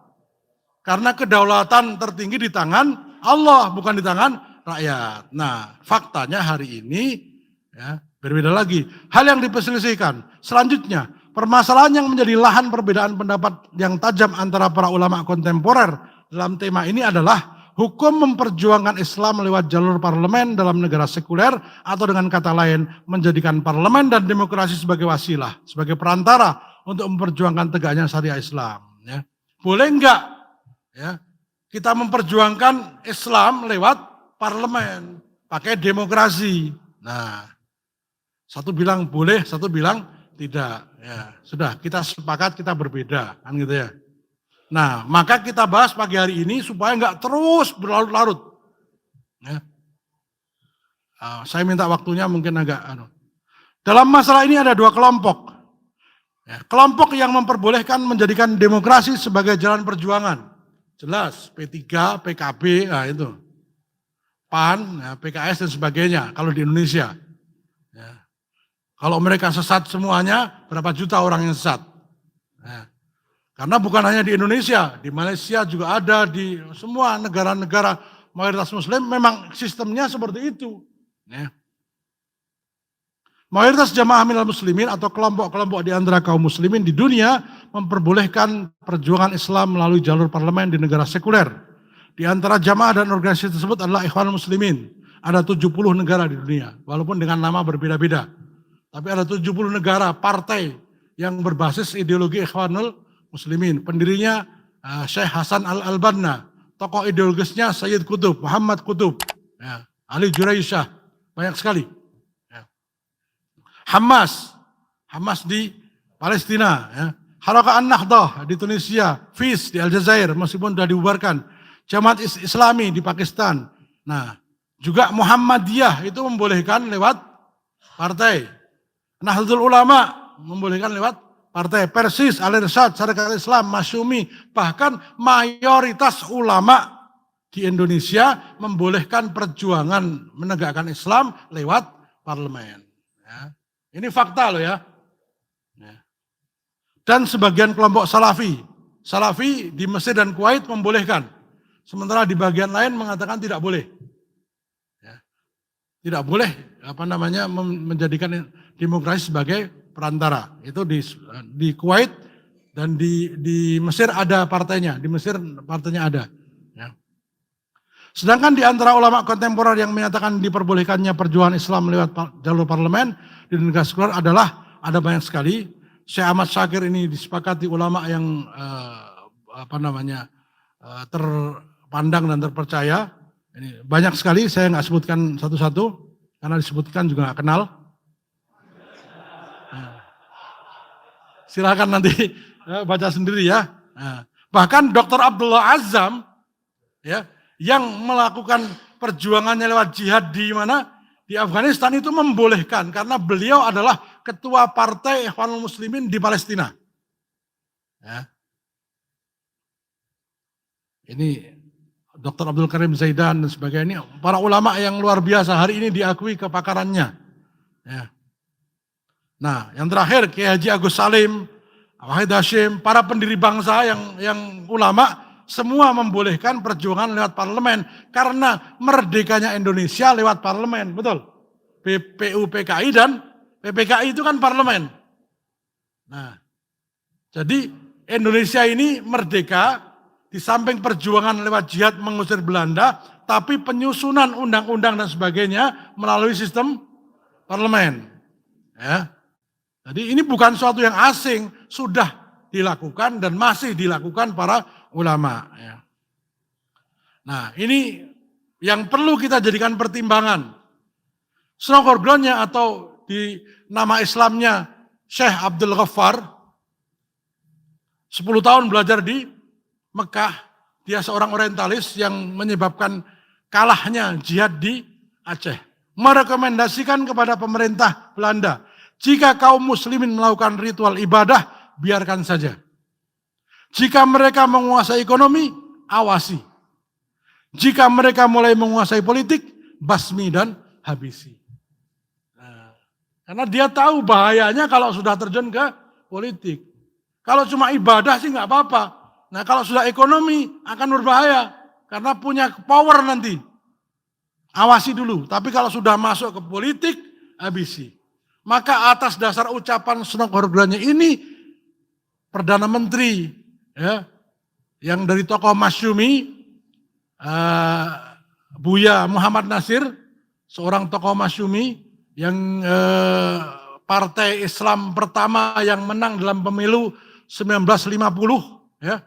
Itu mengatakan Islam beribadah itu akan dibiarkan, Islam berekonomi akan diawasi, Islam berpolitik akan dicabut seakar-akarnya. Nah, kalaupun ada partai Islam ya cuma pura-pura saja, pasti akan dikebiri. Ya. Nah, ini Gus Bahak, Kiai Haji Bahaudin Rasalim, bagus sekali ini. Orang soleh harus peduli politik. Ini yang membolehkan loh ya. Dasarnya diantaranya ini logikanya. Kenapa boleh terjun di bidang politik, demokrasi, parlemen? Kenapa? Orang soleh harus peduli politik. Kalau santri nggak mau bahas dan terjun politik, memangnya Islam mau disalurkan lewat apa? 1000 fatwa haram melacur itu pasti kalah dengan 1 tanda tangan penutupan lokalisasi. Jadi tanda tangan lokalisasi ya ditutup itu lebih ampuh dibandingkan musyawarah ulama memfatwakan ya, tentang pelacur. Ya, cukup ya.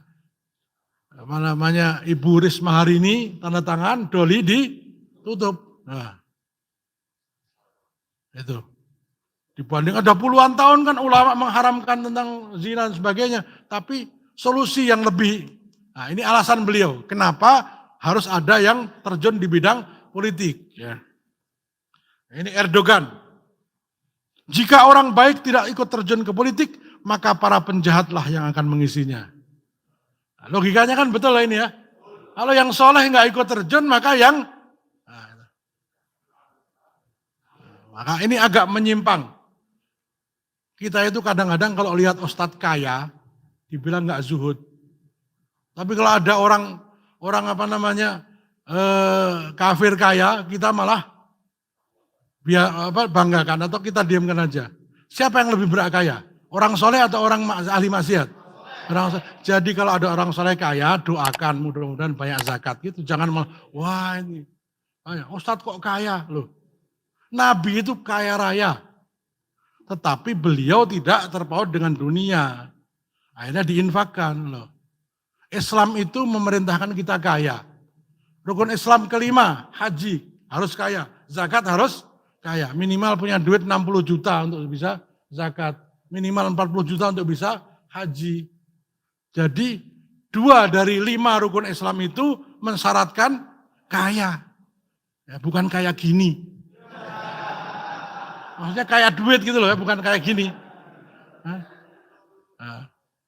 Muslim yang tidak pedulikan politik akan dipimpin oleh politikus yang tidak pedulikan Islam. Jadi kalau orang Islam tidak peduli politik, maka akan dikuasai orang-orang yang tidak peduli Islam. Nah, berdasarkan logika-logika ini dan pendapat-pendapat ulama tadi, maka ya, mayoritas kaum muslimin, ulamanya maupun awamnya berpendapat perjuangan lewat demokrasi dan parlemen boleh. Nah, itu ya. Boleh. Ya. Jadi ya sudah kita hormati. Nah kita mau diskusi, ayo diskusi, nggak apa-apa. Karena ada pendapat kedua yang mengharamkan. Nah saya sebutkan ulamanya, yang jelas saya sebut Tahrir jelas. Jamaah jihad, banyak semuanya. Kemudian beberapa kelompok-kelompok lain di Indonesia. Ya. Sedangkan para ulama ada Said Qutb dan sebagainya, cukup banyak. Nah, saya bacakan kesimpulan saja. Mohon kesimpulan ini dicermati betul sehingga kita nanti bisa paham apa yang harus kita lakukan ketika masa-masa pilkada, pemilu dan sebagainya. Ya. Nggak perlu Ustadz gimana, gitu ya. Saya sudah jelaskan nanti. Ya. Ini kalau bisa file ini saya bacakan. Syekh Dr. Atiyah Adlan dalam disertasi doktoralnya yang berjudul Al-Ahkam Asy-Syar'iyyah fin Nawazil As-Siyasah halaman 324-338 menyimpulkan. 1. Pendapat yang mengharamkan perjuangan Islam lewat jalur parlemen secara mutlak dalam segala kondisi, tempat dan waktu adalah pendapat yang tidak benar. Ya, situasi kondisi kan berbeda-beda. Satu tempat beda ya dengan tempat yang lain. Dua, pendapat yang memperbolehkan, mensunnahkan atau mewajibkan perjuangan lewat jalur parlemen secara mutlak dalam segala kondisi, tempat dan waktu adalah pendapat yang tidak benar. Yang membolehkan secara mutlak juga nggak benar, yang melarang secara mutlak juga nggak benar. Nah itu. Wong daging babi aja bisa halal toh. Kalau tidak ada makanan lain. Nah kita itu kalau haramnya babi semua sepakat. Tapi haramnya harta orang lain tuh pada nggak paham itu loh. Haramnya harta anak yatim juga nggak pada paham. Nah. Masalah ini yang ketiga, masalah ini termasuk masalah siasat syariah atau politik yang berdasarkan syariah Islam. Karena ia termasuk bagian dari metode perubahan. Sementara metode perubahan itu pada dasarnya adalah ijtihad manusia dalam upaya menegakkan dan memperjuangkan Islam. Dalam arti kata, lebih memilih satu sarana atau metode tertentu daripada wasilah lainnya dan mendahulukan satu wasilah tertentu atas wasilah lainnya. Ini adalah lahan garap ijtihad yang memungkinkan terjadinya perbedaan fatwa di dalamnya akibat perbedaan tempat, waktu dan kondisi serta perbedaan pertimbangan maslahat atau kebaikan dan mafsadah atau keburukan. Tadi kalau orang soleh nggak masuk politik diisi orang yang jahat. Nah ini kan pertimbangan kondisi. Nah kalau semuanya soleh ya sudah nggak perlu kan gitu. Zaman sahabat nggak perlu karena semuanya soleh. Hari ini para penjahat lebih kelihatan soleh. Ya, kalau menjelang pemilu gini kan pada pakai jubah ya. Ada sampai namanya itu aslinya kan Cahaya Purnama jadi Nurul Badri. Cahaya Purnama itu jadi Nurul Badri. Pakai peci, pakai serban hijau. Padahal serban hijau itu kalau di kalangan Arab hanya habaib itu yang pakai. Ini ya. Ahok pakai serban hijau. Siapa lagi yang Haritanu Wijaya pakai serban hijau. Nah, tandanya apa? Dekat pemilu. Ya. Karena berstatus masalah yang masih menjadi ajang ijtihad dan ikhtilaf ulama, maka padanya berlaku kaidah umum tidak boleh melakukan tabdi. Oh ini bid'ah. Tidak boleh tafsik mengatakan pelakunya fasik dan takfir, apalagi mengkafirkan pelakunya dan ingkar dalam masalah ijtihadi. Ya. Hal yang selayaknya dilakukan adalah dakwah, diskusi ilmiah dan saling menasihati di antara para sesama pejuang Islam. Ya. Nah, yang mengomentari juga jangan terlalu panas. Ya. Kalau bicara tentang demokrasi sama Hizbut Tahrir atau para aktivisnya, ya pasti akan mengatakan demokrasi sistem kufur. Sudah. Ya sudah hormati mereka begitu. Tapi tolong doakan yang sedang berjuang di parlemen. Tolong sabar, yang mau noblos biar noblos dulu, jangan disuruh pulang gitu loh. Nanti kalau sudah selesai noblos, ya, yang menang yang soleh, nah baru diskusi lagi lanjutin gitu. Jadi kita nggak tabrak-tabrakan terus gitu ya. Karena dua-duanya sama-sama ijtihad. Ya, tidak bisa mutlak benar, mutlak salah nggak bisa. Nah, ini saya rasa cukup. Saya baca sebentar. Syekh Ali bin Naif Asy-Syahud menjelaskan, hukum asal berjuang lewat parlemen dalam negara yang tegak di atas sistem demokrasi, komunisme atau isme-isme lainnya yang bertentangan dengan Islam adalah haram. Ya. Tapi kalau parlemennya parlemen berdasarkan syarat Islam, boleh. Ya. Sebagai hukum pengecualian, diperbolehkan berjuang lewat parlemen apabila para ulama yang mendalam ilmunya memandang hal itu sebagai tuntutan syariat Islam yang mu'tabarah atau telah disepakati validitasnya. Seperti menolak kebatilan atau memperingan kebatilan, memenangkan kebenaran atau sebagian kebenaran, serta tanpa disertai persetujuan terhadap kebatilan atau menolak hal yang memiliki nilai kebenaran. Jadi kalau ada ulama yang di parlemen kan jadi minimal ada yang berdoa di situ, ada yang mendakwai di situ gitu kan. Nah itu diantara pertimbangan kenapa sebagian besar kaum muslimin membolehkan berjuang lewat demokrasi dan parlemen. Ya, ini tidak perlu kita perpanjang perbedaan ini karena memang dua kutub ini ya tidak akan pernah bertemu kecuali kalau hati mereka saling ikhlas dan saling menghormati. Nah, intinya bukan bagaimana menjelaskan, tapi bagaimana kita saling adab dalam ukhuwah Islamiyah. Saya rasa kajian ini cukup menjelaskan kepada kita. Untuk besok-besok lagi sudah jelas sekali. Ya. Baik, demikian saya kembalikan kepada pembicara.